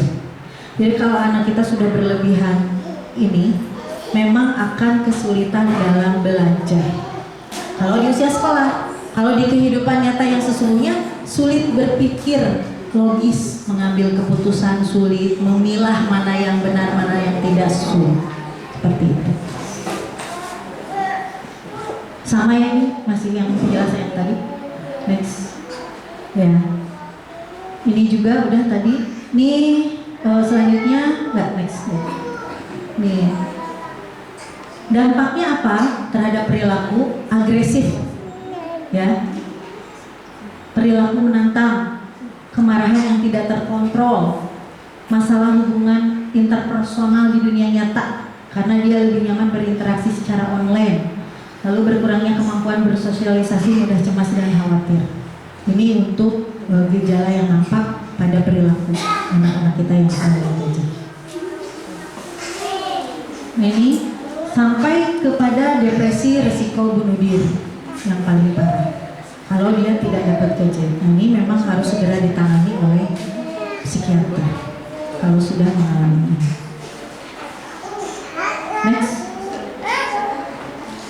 Ini masih sama ya seperti tadi, anaknya menjadi anak yang berbeda antara kehidupan nyata dengan di media sosial karena dia ingin menampilkan sosok yang bukan dirinya. Kalau di rumah dia anak yang tidak berharga, kalau di media sosial dia sangat dikagumi, seperti itu. Ya, ini kecanduan terhadap gadget ini akan berdampak pada kesehatan, sedentary lifestyle, malas, rebahan, gak mau gerak, gitu ya, dampak dari kecanduan gadget. Akhirnya menimbulkan obesitas, penyakit yang muncul akibat kecanduan gadget. Ini kalau dia dapat gadget, dia merasa bahagia. Kalau enggak, dia merasa cemas. Gitu penjelasannya dari slide ini. Ya, kalau dibawa ke psikiater, nanti oleh psikiater itu akan ditelusuri ayah bunda. Tidak langsung ditangani ini masalah gadget atau bukan, tapi akan ditelusuri dulu dari mulai hamil, lahir, pola asuh. Jadi akan ditanya oleh psikiater ini ada gejala penyerta tidak, seperti murid anak asuh yang saya ceritakan itu, ditanya pola asuhnya bagaimana. Nah, kalau memang ada gejala dari sana, itu nanti ada tata laksananya double, bukan hanya tata laksana kecanduan gadget. Jadi orang tuanya pun ditata laksana. Saya mengantar udah bolak-balik ke sana, jadi udah biasa. Sampai orang-orang nanya, itu siapa? Anaknya, bukan anak orang lain. Tapi alhamdulillah jadi ilmu. Next. Bagaimana terapinya? Bangun hubungan dalam kehidupan nyata dengan teman-teman sebayanya. Jadi kalau misalnya anak ada temennya, ya kita temenin main supaya lebih aman, jangan dibiarkan sendiri.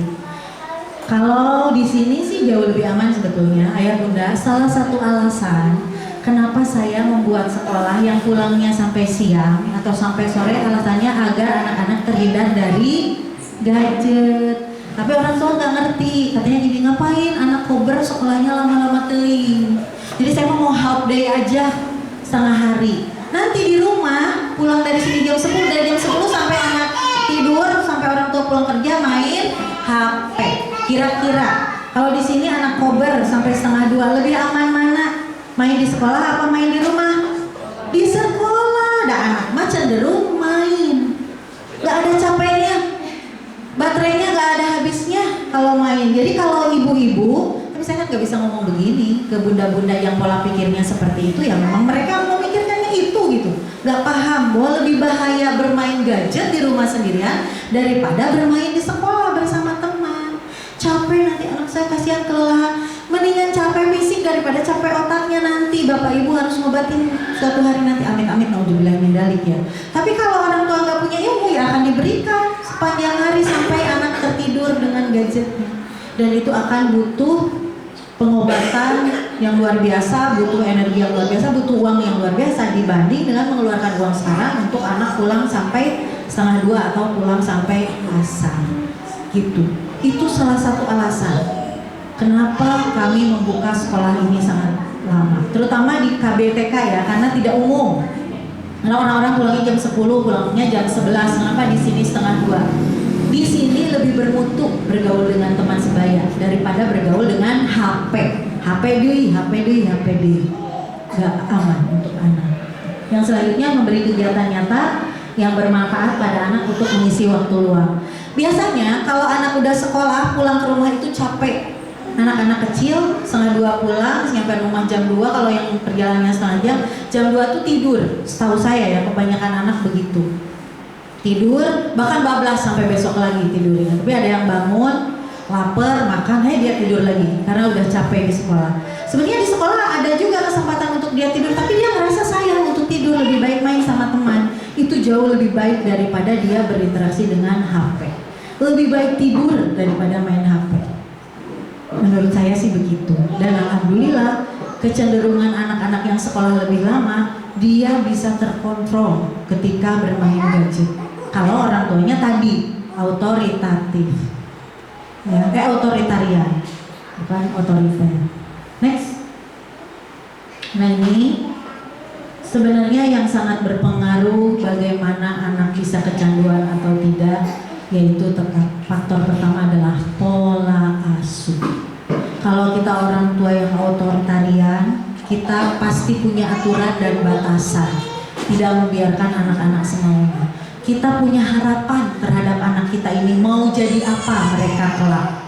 Kalau kita orang tua otoriter, ya pasti kita mendidik anak semau-mau kita. Tapi kalau kita orang tua otoritarian, kita akan mencari referensi. Menurut Allah anak itu harus diapain? Menurut Allah anak itu harus jadi apa? Sehingga kita nggak semau-mau kita. Saya menyampaikan kepada anak saya tidak menitipkan cita-cita ke pundak kamu karena cita-cita saya semuanya sudah tercapai.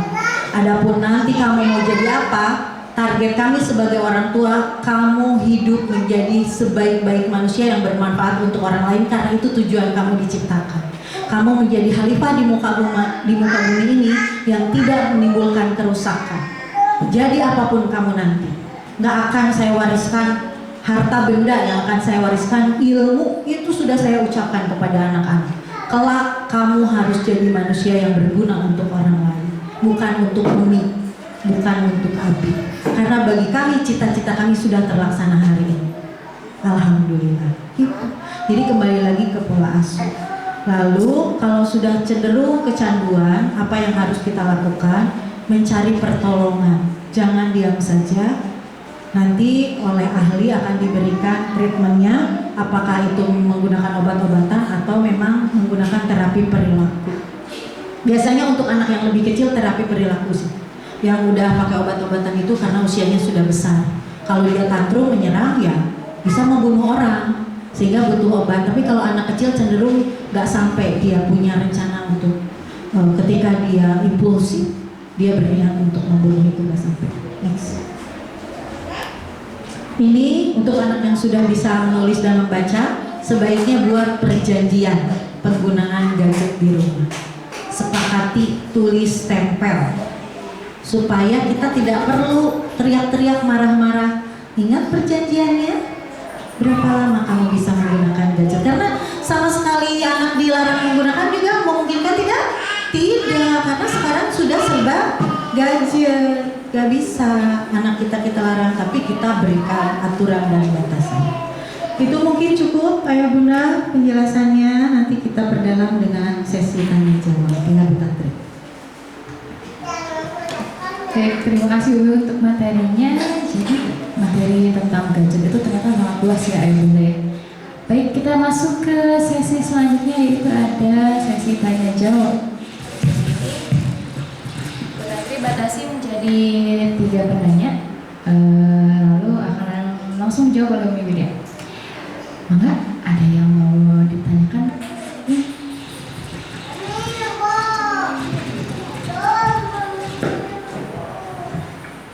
Assalamualaikum warahmatullahi wabarakatuh. Izin bertanya Bu, mengenai pola asuh tadi, tertarik dari pola asuh tadi, mengenai gadget itu bisa merusak otak anak, buruk bagi otak anak gitu ya Bu. Selain gadget, saya juga pernah baca kalau satu bentakan itu akan merusak otak anak juga. Nah, gimana cara memperbaikinya, karena tidak bisa dipungkiri gitu ya, kadang kita emosi kita juga labil gitu, kadang anak pernah dibentak gitu. Jadi pertanyaannya, atau sarannya gimana kalau anak terlanjur pernah dibentak gitu. Sementara untuk itunya apa? Efeknya setelah saya baca luar biasa ya, karena rusak otak anak. Itu aja sih pertanyaannya. Assalamualaikum warahmatullahi wabarakatuh.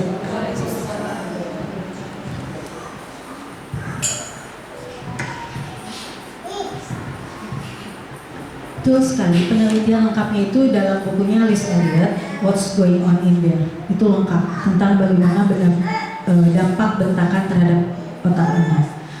Udah terlanjur, misalnya kita kan dulu nggak tahu dari anak lahir sampai anak seusia ini dibentak terus, anak lagi merangkak, narik taplak meja, kita omelin. Padahal anak nggak salah kan, orang anak lagi merangkak terus dia narik taplak meja itu kan dia sedang explore lingkungan, sedang belajar dari lingkungan. Itu apa sih yang ngambai-ngambai gini gitu, anak penasaran tapi kita marahin. Air tumpah karena kesenggol sama anak, kita marah. Itu hal-hal sepele yang bikin kita marah, sehingga itu menyebabkan kerusakan pada otak anak. Tidak perlu khawatir, menurut hasil riset sebetulnya ada yang disebut dengan neuroplastisitas. Selama kita bertobat, Allah akan mengampuni tobat kita. Kalau di dalam teori Islam, dalam teori otaknya ada neuroplastisitas. Kalau kita sudah kadung melakukan itu dulu, maka segera bertobat, stop pendidikan, dan mulai sekarang jangan mengulangi lagi. Jangan sampai kita sudah tahu, diulang-ulang terus sampai anak kita besar. Sama saya juga. Saya seorang guru TK, tadi kan udah flexing kan dengan pendidikan yang ngajajar gitu. Kalau gelarnya dipakai tuh udah panjang kayak kereta api ya. Nanti tambah lagi misalnya. Saya guru TK, suami saya dosen. Ketika kami menikah, ternyata kami itu sangat bodoh urusan bagaimana ketika punya anak, pola asuh yang akan kita terapkan. Itu nggak pernah jadi pembahasan. Tapi rumah di mana, akan beraktivitas seperti apa setelah menikah, itu dibahas. Tapi punya anak, kalau anak kita A, B, C itu nggak pernah diobrolin. Itu yang ceritanya orang yang berkecimpung di dunia pendidikan. Saya dengan suami saya bertobat untuk hal ini. Dan anak kami yang dua, anak pertama dan anak kedua itu bahkan sempat dikurung di kamar mandi sama bapaknya. Bukan hanya dimarahin, dikurung di kamar mandi sampai anaknya ampun-ampunan. Karena apa? Sebetulnya keinginannya sepele. Jadi kita bawa ke supermarket, tantrum di supermarket itu, malah pengen beli mainan. Yang itu bukan jadwalnya beli mainan, jadwalnya belanja kebutuhan harian. Balik ke rumah, karena kita gak jadi belanja, anaknya tantrum mau belanja di mana, balik ke rumah dikurung. Itu sampai kita minta maaf sama anak, maaf. Tapi dia nggak ingat, karena itu dilakukannya pada saat dia umur 3,5 tahun. Adiknya 2,5. Ya Allah, anak 3,5 tahun kita kurung di kamar mandi di tempat teganya gitu. Saya tuh udah nangis sama suami mengingat perilaku kami pada saat itu yang sampai semarah itu kita kepada anak dan kita tidak tahu caranya. Alhamdulillah ketemulah dengan sebuah pelatihan, saya mau cerita dulu. Pelatihannya itu menawarkan membuat sekolah bagus. Jadi saya ikut pelatihan ingin jadi kepala sekolah yang bagus dan sekolahnya bagus. Bukan ingin jadi ibu yang terbaik. Di pelatihan itu dikasih tahu bagaimana caranya supaya kita gak mengalami masalah. Pakai 5 kontinum pendampingan. Nah, ini yang dipakai sama guru-guru di sini. Nah, mereka yang gadis-gadis ini seharusnya pas punya anak, dia bisa menerapkan 5 kontinum pendampingan dan tidak akan berdampak pada kerusakan otak. Kita mana tahu, dikasih tahu sama orang tua pakai 5 kontinum pendampingan ya. Orang-orang kita juga melotot-melotot kan. Sama guru kita dilempar pakai penghapus, pakai kapur, dicepratin pakai penggaris. Jadi mana tahu ketika kita punya anak, yang kita pakai adalah ilmu ketika kita jadi apa? Jadi anak. Yang kita lihat orang dewasa itu begitu, yang kita lihat orang tua kita begitu, yang kita lihat guru kita begitu, kita lakukan itu pada anak. Nggak pernah diajari, termasuk saya ketika di kampus pun nggak diajari, harus pakai 5 kontinum pendampingan. Kalau anak kayak gini nih, kayak gini ya, dia kan nggak menggunakan sesuai fungsi, kita diam dulu di dekat dia. Itu 5 kontinum pendampingan tuh caranya. Kita liatin aman nggak? Oh dia masih belum tahu juga tuh, masih naik-naik. Seharusnya kan kursi untuk duduk, dia masih naik-naik. Kita ngomong, ibu duduk di atas kursi. Kita lihat dia duduk loh. Itu caranya, bukan marah-marah. Yang terjadi pada orang tua anaknya liar karena nggak tahu caranya. Kalau nggak diomel-omelin, diabaikan, anaknya liar. Misal di rumah sakit, anaknya lari-lari, orang pada sakit pusing lihat anak lari-lari. Ibunya anteng merasa tidak bersalah karena nggak tahu bagaimana caranya ngeberesin anak. Ada yang dibentak juga. Ada yang cantik banget ya, saya jajan es krim ke yang itu, yang viral ceritanya. Nganter mertua nenek kakek, nanya itu toko apa, terus kita kasih tahu itu toko es krim. Cuman baheula mah es krim cenah bapak hayang ayo gitu. Jadi bukan ngasuh anak nih, cerita dulu yang nganter nenek kakek jajan es krim. Tiba-tiba masuk suaminya ganteng banget, ala-ala pemain sinetron ini, ceritanya di Sukabumi. Istrinya cantik banget, mirip Syahrini. Anaknya juga ganteng sama cantik seumuran ini. Tapi ya Allah, saya lagi di dalam sama suami saya sama mertua saya berempat. Masuk ke pintu, terus anaknya tuh lambat, namanya anak ya, masuk ke toko, dia tengok-tengok dulu gitu. Coba ke toko, mau? Saya, mertua saya semua kaget. Itu Masya Allah cantik banget kayaknya kalau di medsos mah ya, jepret, anggun, lemah lembut. Tapi dia memperlakukan anak seperti itu. Terus bapaknya dong langsung ke WC. Nah, anak nanya, bapak mana? Sambil megang-megang ibunya kan, ibunya lagi pesen. Bapak mana? Dia kamu nyari-nyari bapak tuh, bapak ke WC. Ya, saya pikir bapaknya tuh aman ya. Mungkin kalau punya ibu toksik, dia punya bapak yang aman. Anaknya cantik sama ganteng seumur ini. Dia ikut dong ke bapaknya ke kamar mandi. Bapaknya marah-marah juga keluar dari kamar mandi. Ngapain sih ikut-ikutin ayah? Kenapa kamu nggak sama ibu aja? Gitu. Sepanjang itu anak berinteraksi di tempat es krim itu sama orang tuanya toksik semua. Apa yang saya lakukan? Sedih, merenungi diri sendiri. Oh, saya tuh dulu begitu. Karena nggak tahu. Sedih melihat orang tua yang nggak tahu bagaimana cara memperlakukan anak. Padahal kan kalau anaknya terlambat masuk, padahal dia udah nahan pintu mau masuk toko, tinggal ngomong. Kalau di sini lancar, pintunya mau ditutup, beres. Di sini masuk.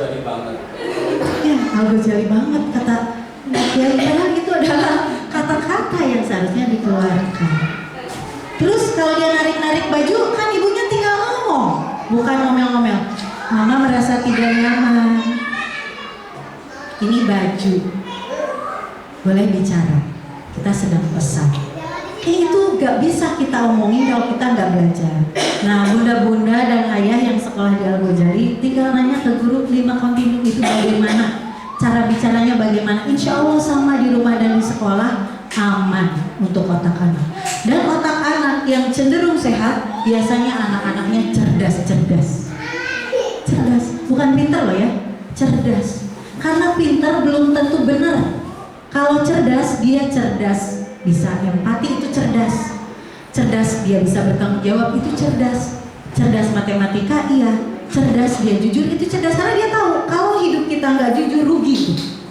Gak akan ada yang percaya sama kita. Nah, yang harus kita lakukan sekarang adalah minta maaf, peluk anaknya, minta maaf, lalu sampaikan mama adalah mama yang sedang belajar untuk menjadi ibu yang baik buat kamu. Kamu juga anak mama yang sama-sama dengan mama sama-sama belajar untuk terus menjadi orang baik. Kita sama-sama belajar. Maafkan kalau selama ini mama salah, dan tegur mama kalau memang mama salah. Kan kalau kita nggak mau ditegur sama anak, biasanya kan apa sih kamu anak kecil, tahu apa? Kalau anak mengingatkan bilang terima kasih. Terima kasih sudah mengingatkan. Gitu caranya. Stop, jangan lakukan lagi. Dan kalau kita udah siap nih, udah ada di fase pusing 7 keliling, udah ada di ubun-ubun tuh kemarahannya, jangan ngomong apa-apa. Karena kalau ngomong, ngelihat perilaku anak sedikit, udah pengen ngomel. Stop aja, diam. Mama butuh tenang, bilang ke anak begitu. Nanti dia tahu tuh, kalau bilang mama butuh tenang, berarti mamanya marah. Dia gak akan bertingkah. Cukup ngomong mama butuh tenang atau mama sedang merasa tidak nyaman. Jangan dulu bahas perilaku anak yang kita lihat. Nanti kalau sudah tenang, sudah kita siap untuk bicara, baru ngomong, tahu gak tadi tuh kamu tuh begini, itu tuh gak aman. Itu resepnya sih. Mudah, tapi pada pelaksanaannya butuh kerja keras agar kita tetap waras. Kalau dalam keadaan tidak waras, kurang waras, biasanya meledak gitu.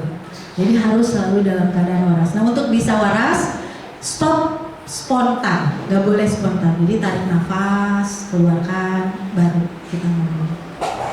Kasih jeda dulu untuk diri kita bisa mikir. Kalau spontan nanti amigdala yang keluar. Kalau mikir dulu, tarik nafas dulu, kasih jeda dulu, otak pusat berpikir kita bisa, aduh harus ngapain nih, bisa mikir. Itu mungkin jawabannya. Semoga tidak puas nanti bisa nanya ke guru-guru juga ya.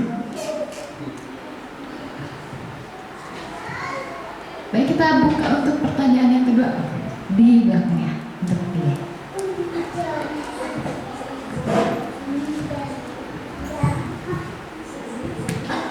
Bismillahirrahmanirrahim. Assalamualaikum warahmatullahi wabarakatuh. Perkenalkan, saya Radit, walinya Nadi di TKB dan Dalil di kelas 2 SD. Mau nanya Ibu, jadi kita di rumah alhamdulillah udah ngebatasin gadget di rumah, tapi masih di nonton aja. Jadi kalau nonton waktu hari sekolah tuh 30 menit, kalau weekend 10 menit, total 10 menit ada jadwalnya, total 1 jam. Nah, cuman kadang saya masih suka bingung kalau misalnya pemakaian gadget di luar nonton. Jadi kayak misalnya podcast, jadi kan dia dengar doang tuh. Kadang suka sambil main Lego, terus sambil denger cerita dongeng misalnya, atau cerita-cerita buat anak lah gitu. Terus atau kayak misalnya buku, kadang kan buku-buku tuh ada yang let's read, aplikasi buku gratis dan bagus-bagus semua gitu. Jadi kadang dia karena udah bisa baca, jadi buka-buka di situ. Saya kadang suka ngelarangnya tuh bingung karena baca buku gitu kan, tapi di gadget gitu. Terus sama kalau di sekolah kan udah ada mata pelajaran TIK ya. Katanya kemarin belajar Paint, Microsoft Paint, terus dia pengen nyoba-nyoba gitu. Cuman kadang saya bingung juga ini batasannya gimana ya gitu. Karena udah di luar jadwal dia gadget kan, walaupun yang dia di jadwal itu jadwal nonton dia gitu. Nah itu kira-kira menurut Ibu gimana ya? Maksudnya yang baiknya seperti apa, atau mungkin yang sudah dipraktekkan sama Ibu seperti apa pembatasan pemakaian gadget di luar nonton utamanya, karena kalau aktivitas di sosial media kan mereka masih anak-anak ini masih belum lah. Itu aja. Terima kasih. Assalamualaikum.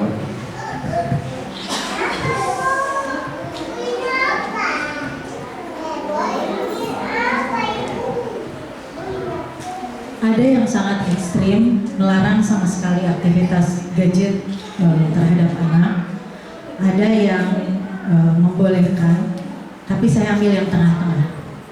Jadi selama tujuannya hal yang positif, selama sekarang perpustakaan aja digital kan ya, orang udah nggak berkunjung ke perpustakaan daerah, kita bahkan bisa mengakses buku-buku di luar negeri melalui perpustakaan digital.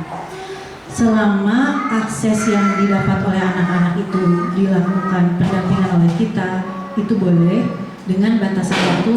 Kita pakai standar WHO deh, standar WHO. Jadi kita cari aja tuh standar WHO membolehkan anak pakai layar itu berapa lama, supaya kita punya gambaran membaginya seperti apa gitu. Tapi kalau misalnya membiarkan anak scroll sendiri kan seperti sekarang, ternyata pengguna TikTok terbanyak itu adalah anak-anak. Konsumen TikTok terbesar itu adalah anak-anak. Anak orang tua membebaskan anak pegang HP sendiri tanpa pendampingan sehingga mereka scroll. Tapi kalau untuk aktivitas baca buku, terus nanti harus ada recallingnya. Barusan yang dibaca apa boleh diceritakan kembali dan dituliskan kembali, itu oke, masih aman. Kan tadi nontonnya mah udah dibatasi kan 30 menit, jadi itu sangat aman, tidak akan menyebabkan kecanduan, dan mereka pun akan tahu batasan kapan mereka boleh mulai dan kapan mereka boleh berhenti. Selama ini nggak ada kendala kan ketika batasan itu dilakukan, atau masih minta tadi? Minta sih enggak. Jatah waktu. Tapi kadang saya suka nungguin mereka ada tadi kalau yang Android, walaupun memang sangat jarang gitu. Oke. Kadang jadi mikir gitu. Masalah layar gitu. Ya, betul. Jangan berikan waktu layar sebelum tidur. Tuh, supaya otak anak fresh. Karena kalau kita berikan nanti pada saat tidur dia otaknya kerja.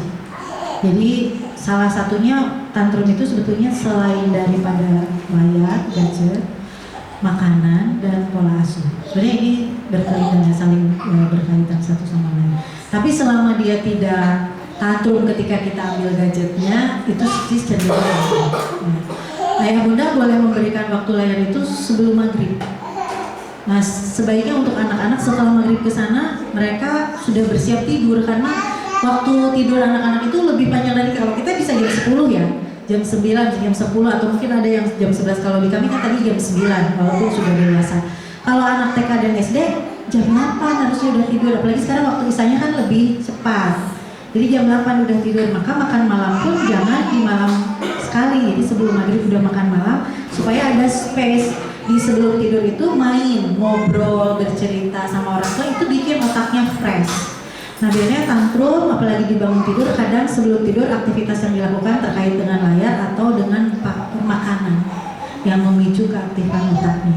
Ya kalau sebelum tidur dikasih susu coklat, roti, makanan manis-manis sama, otaknya aktif. Ditambah layar, otaknya tetap aktif.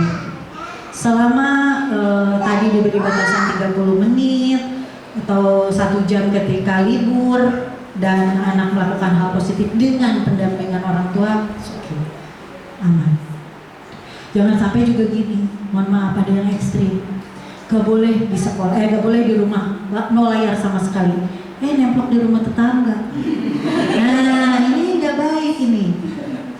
Kita seperti yang bagus ngontrol anak di rumah, gak ada TV, gak ada laptop, gak ada HP, tapi anak bebas main ke rumah tetangga. Di rumah tetangga malah dia terpapar pornografi.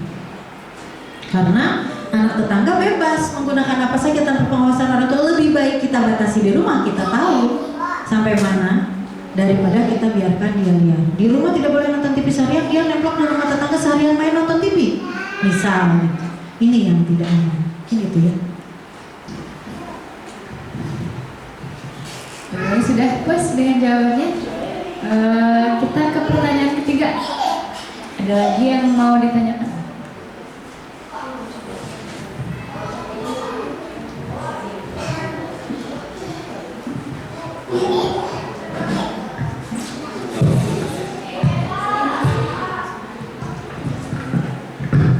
Bismillah. Assalamualaikum warahmatullahi wabarakatuh. Izin bertanya Umi dan perkenalkan, saya Asep Mamai, wali dari Haifa dan Haikal kelas TKB dan kelas 6 insya Allah. Kelas 3 itu ya sama bulan itu. Ya mohon maaf. Izin bertanya tentang keluarga pola asuh yang tadi dibahas. Saya adalah contoh dan dari orang tua yang memang termasuk orang yang otoriter gitu ya, so gampang menganut ya. Artinya ketika anak saya sudah kelas 3 kemudian ada TK, barangkali gadget ini sudah masuk ke semua dan mereka adalah korban dari orang tua yang tidak bertanggung jawab. Maka dari pola asuh yang 4 itu, keluarga yang 4 itu, saya mencoba, berarti startnya dari mana nih? Kalau sudah seperti ini, startnya dari mana? Kalau sudah seperti ini, dan yang cocok yang mana? Kan ada yang diajak bicara masih tetap, ada yang bercoba untuk, saya sering bertanya ke bulan-bulan, apa sih yang bulan katakan sehingga anak saya itu menjadi mengikuti bulan gitu. Lancar, gesit, sudah saya laksanakan. Lancar, gesit, apapun itu yang mencoba. Tapi kadang otoritas saya naik terus. Artinya harus A, harus B. Maka harus dari mana? Ketika anak sudah tanda kutip menjadi korban atas ketidakbertanggungjawaban saya sebagai orang tua, ini startnya dari mana? Melihat dari kuadran yang tadi. Kemudian barangkali pemaparan ibu tentang kecanduan gadget ini, bagi saya ini harus ada follow up. Tidak hanya di sini yang hanya 2 jam. Ini harus ada, bagi saya SOS itu perlu diadakan tentang betul-betul pola asuh. Saya kira pola asuh, karena anak kan hanya yang diberi saja. Itu tergantung dari pola asuh kita. Sementara kita menyekolahkan saya menyekolahkan ke Al Ghazali itu betul-betul supaya saya tidak memikirkan akademiknya. Dari dulu saya tidak memikirkan akademik, bagaimana ini orang anak ini betul menjadi orang yang pas di usianya dan nanti kebermanfaatannya berlanjut. Maka saya kira kalau kajiannya sampai di sini ini akan mentok ya, tetap saya harus kumaha aja Pak. Saya 2 jam ini sementara ibu tadi tentang kecanduan yang dibahas pola asuh. Maka saya ini gadget itu karena memang benda yang dikasih oleh orang tua. Berarti yang salah kan bukan anak gitu. Yang salah itu saya gitu. Yang salah itu adalah orang tua yang pola asuhnya salah. Kesalahan ini kan memang kita posisi tidak tahu dan merasa bahwa betul anak adalah benda. Itu yang saya rasakan, sehingga saya coba setobat-tobatnya untuk di sini dan di rumah tidak tahu. Iya, artinya kan di rumah tetap yang tadi bapak ya Pak, emosi ibu tadi tetap kita emosi wae gitu. Guru-guru di sini kan alhamdulillah, kalau di sini dia guru-gurunya adem ayem, pas rumah kan sama dengan kita. Itu ada apa ya? Ada emosi yang luar biasa. Maka saran berarti ya untuk follow up ini, SOS sekolah orang tua siswa ini barangkali jangan semester sekali ya, tapi saya paling suka tuh pas ada keterangan di SP1 jika orang tua tidak hadir. Itu saya paling senang itu. Artinya kalau diajaknya orang tua kan tidak ada ya saya ya mas, saya kan mewakili ibu-ibu sekalian. Artinya ketika SOS ada dalam sekolah orang tua siswa itu ada dalam semester 1 kali, dan alhamdulillah sekarang ada kajian, alhamdulillah ya. Tapi yang kajian yang hadir kan orang nanti ini tidak ada SP1 dari sekolah gitu.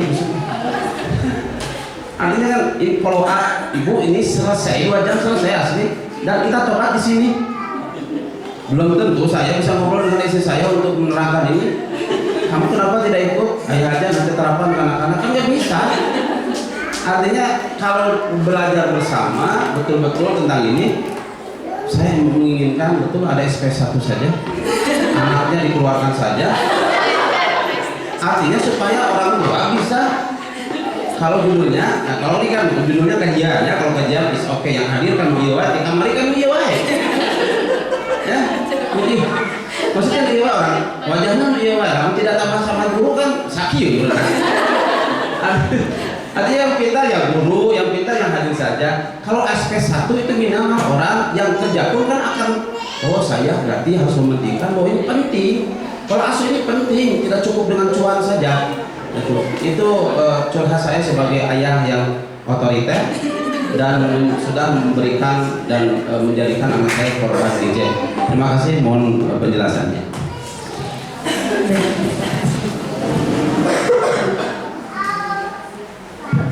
Baik, terima kasih.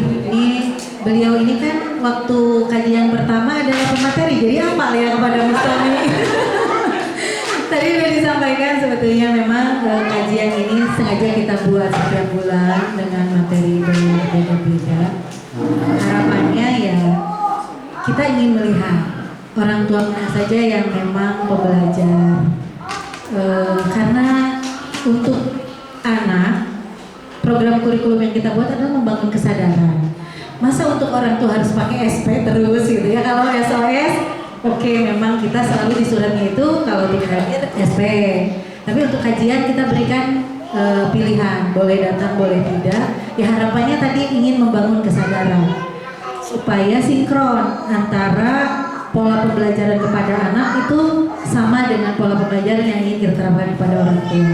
Alhamdulillah walaupun sekarang yang hadir segini, mungkin nanti ada yang nanya-nanya juga, nanti bisa tertarik untuk hadir di kajian selanjutnya. Karena dari orang tua yang pembelajar akan lahir anak yang belajar juga. Beliau ini anak yang paling besarnya sudah lulus, tahun ini sudah masuk SMP ya. Sekarang pesantren di Cianjur. Alhamdulillah, Al-Ghazali ini untuk SD sudah meluluskan 5 angkatan ya. Angkatan pertamanya itu sudah kelas 11 SMA. Alhamdulillah saya belum mendapatkan keluhan anaknya tertinggal misal di SMP-nya atau di SMA-nya. Bahkan kemarin waktu ada tamu ya, kita tuh lagi ada visitasi dari Kabupaten Sumedang, kami lagi ngumpul di sini ada alumni. Padahal di SD nama eta teh lieur nya Pak Kiai, guru-guru teh. Masya Allah, kemarin mah hadiah sumping. Jadi itu anak melihat kami ngumpul di depan setelah tamu-tamu pulang mampir hari Sabtu itu salim pada guru-guru terus lapor. Saya sekarang di sana jadi pelatih pramuka, paskibra, saya ini itu kita Masya Allah sekali. Sekolahnya di Jatiroke. Anak-anak lulusan Al-Ghazali ketika keluar mereka seperti yang disampaikan oleh seorang guru di Darul Hikam, karena pernah ada murid kami yang sekolah di Darul Hikam itu, katanya gurunya bilang begini, anak ini mampu memimpin dirinya dan memimpin teman-temannya. Anak ini mampu menyelesaikan berbagai macam soal yang kami berikan. Padahal kalau di sininya mah ya gitu ya, guru-guru teh suka Masya Allah gitu. Guru teh tetap dalam kelompok, jelang-jelang tadi tuh tadi, tapi ternyata pola yang sudah diterapkan oleh guru itu membekas pada mereka, muncul rasa percaya diri, muncul rasa ingin bertanggung jawab itu ingin berempati itu ingin disiplin itu ingin, karena dibangun kesadaran. Nah kita memang dulu kan takut hukuman sama ingin hadiah waktu zaman sekolahnya. Rajin sekolah, kalau nggak sekolah dimarahin di rumah, ada takut dimarahin, mending sekolah. Atau kita ngejar prestasi, hadiah. Nah, itu klarifikasi saya terkait dengan kajian ini. Tapi insya Allah akan kita follow up karena kita semester ini belum ada SOS. Kita akan mengundang dari luar, ini sedang dikoordinasikan.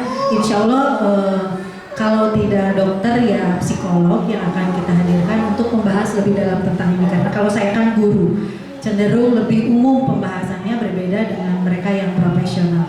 Kalau saya belum psikolog, karena kalau psikolog itu harus melalui sekolah profesi. Kalau dulu S2 baru dia jadi empathy psikolog.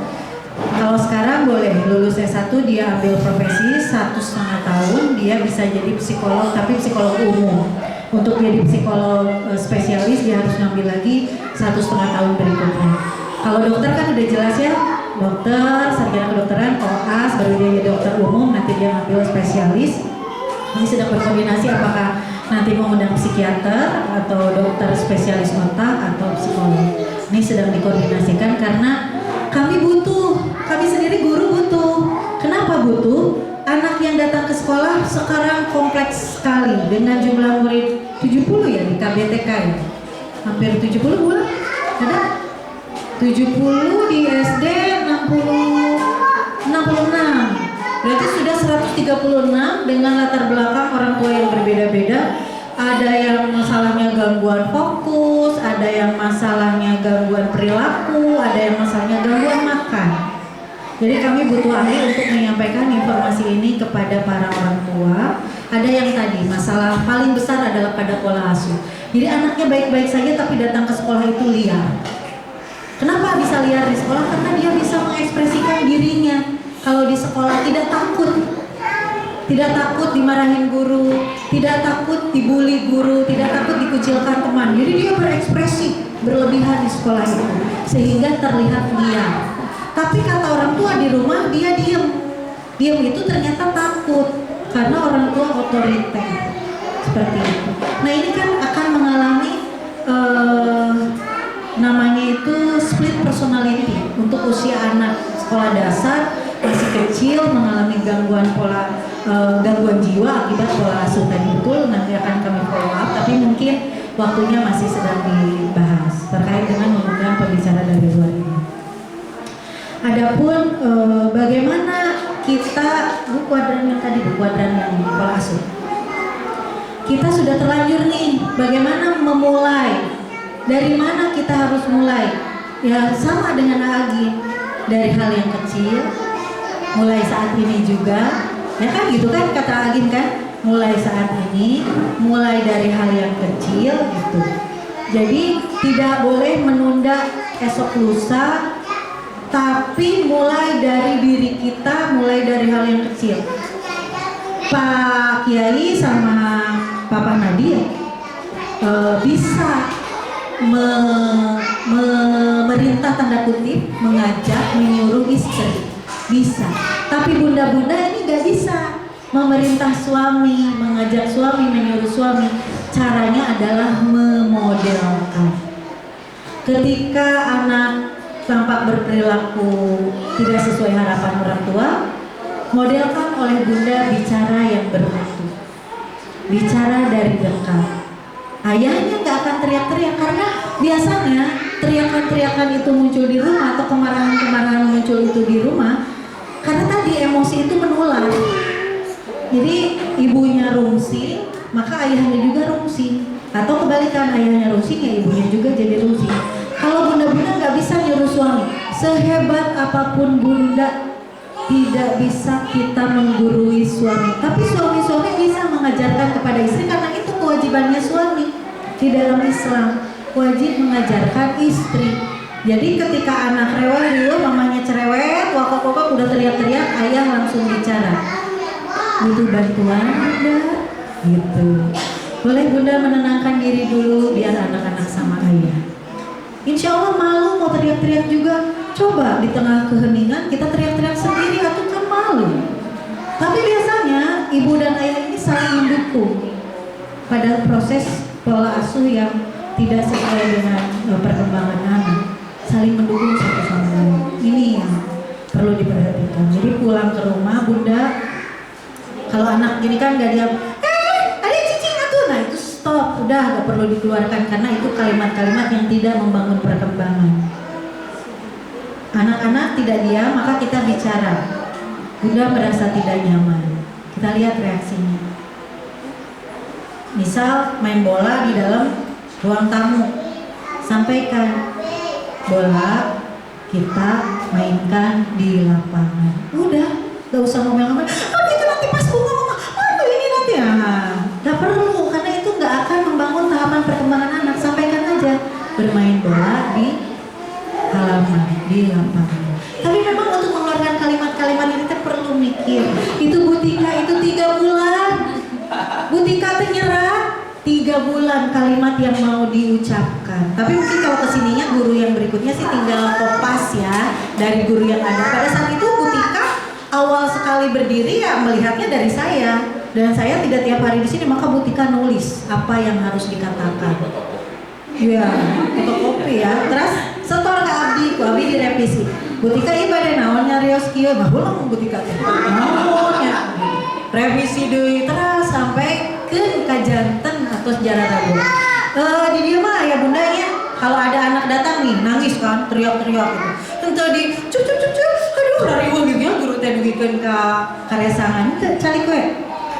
Butuh tenang dulu, silakan. Bu Titin dekat. Nah Bu Titin teh guru baru tapi udah bisa sampai begitu karena melihat guru yang lain. Ya mungkin di sini ayah nih ada 2 harus jadi guru bagi bunda-bunda. Bunda-bunda nggak bisa jadi guru untuk suami, maka modelkan. Ya malu nanti kalau kita bicara tenang terus ayahnya tiba-tiba teriak-teriak akan nggak enak sebetulnya. Dan akan melihat kok anak lebih nurut sama yang bicaranya begini daripada sama yang teriak-teriak. Atau kalau diteriakin anak sekarang makin teriak lebih kenceng dari orang tua. Anak SMK gurunya haok gaplok, apa yang terjadi? Gurunya dibacok. Zaman sekarang begitu. Orang tua teriak, anak teriak 2 kali lipat. Terus akan begitu, maka kita stop. Jangan wariskan. Follow up-nya adalah latihan. Terus latihan mulai dari diri sendiri, mulai saat ini, mulai dari hal yang kecil. Karena tadi neuroplastisitas otak itu memberikan kesempatan kepada kita, anak-anak kita untuk berubah menjadi manusia yang lebih baik. Dan dalam Islam kan iman naik turun. Ada saatnya iman kita naik, ada saatnya iman kita turun. Ya sama pengasuhan juga, kalau kita lagi waras, kita lagi bagus, bahasanya bagus. Kalau kita lagi imannya turun, lagi gak waras, jangan terlalu banyak ngomong. Lebih baik diam dan katakan saja, mama sedang tidak nyaman, mama sedang ada masalah dengan ayah, atau ayah sedang ada masalah dengan bunda, ayah sedang butuh tenang. Itu manusiawi. Daripada kita melampiaskan kemarahan kita kepada pihak lain dan anak yang jadi korban. Biasanya sebetulnya masalah pada anak itu sepele, tapi karena kita kesal sama istri atau istri kesal sama suami, anak yang jadi korban. Jadi kalau kita sedang dalam keadaan tidak waras, jangan terlalu banyak bicara. Lebih baik sampaikan, mama butuh tenang, seperti itu jauh lebih manusiawi. Sama di sini juga Bu Tika dulu pakai kacamata ketendang sama anak berkebutuhan khusus. Bu Tika butuh tenang, Bu Tika izin menangis dan nyeri itu Bu. Kata Jong ya, ini kan yang pakai kacamata pasti merasakan hidung kena notes itu sakitnya minta ampun. Ya kita di hadapan anak-anak manusiawi begitu.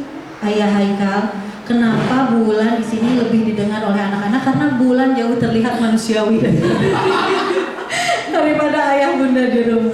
Kalau ayah bunda di rumah terlihat tinggi gitu, sulit dijangkau oleh anak-anak. Jadi karena sulit dijangkau, frekuensinya sulit ketemu. Tapi kalau sama guru-guru manusiawi, terlihat manusiawi guru-guru itu. Bulan capek ya, iya capek. Jadi nggak pernah merasa ingin terlihat sempurna di depan murid. Kalau anak negur, Bu Tantri, aduh bentar ya, Bu Tantri gue tarik nafas dulu, Bu Tantri gemeter, ya biasa. Jadi anak-anak tuh melihat guru-guru di sini sangat normal, sangat manusiawi. Sepertinya kita orang tua yang tidak normal. Selalu terlihat ingin sempurna di depan anak, bahwa pilihan kita adalah pilihan yang terbaik. Mungkin itu cukup ya, Bunda, insya Allah akan ada follow up-nya. Mohon bersabar. Baik, kita sudah ada di penghujung acara. Alhamdulillah tadi kita sudah mendapatkan ilmu yang sangat banyak. Ternyata ayah bunda gadget itu ada pro-nya, ada kontranya. Banyak sekali manfaat yang bisa kita dapatkan dari gadget. Tapi ketika kita tidak bijak menggunakan gadget, banyak sekali kontra yang kita dapatkan. Salah satunya akan berdampak kepada anak kita, bahkan kita sendiri bisa mendapatkan kecanduan gadget tersebut, bisa merusak perilaku, kognisi, dan sosial kita. Akhir kata, saya ucapkan terima kasih untuk ayah bunda yang sudah menyempatkan hadir. Mohon maaf jika selama kegiatan ini saya maupun teman-teman guru yang lain melakukan kesalahan yang membuat tidak nyaman. Insya Allah ilmu yang kita dapatkan hari ini akan menjadi ilmu yang berkah, akan menjadi ilmu yang bermanfaat untuk kehidupan kita sehari-hari. Untuk menutup kegiatan kita hari ini, kita tutup dengan hamdalah bersama-sama. Alhamdulillahirabbil alamin, segala puji bagi Allah Ta'ala semesta. Terima kasih atas kedatangannya hari ini.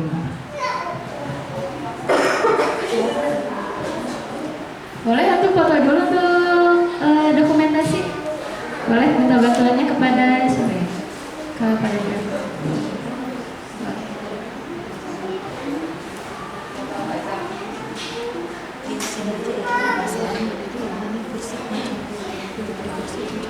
Berarti ininya diwajibkan.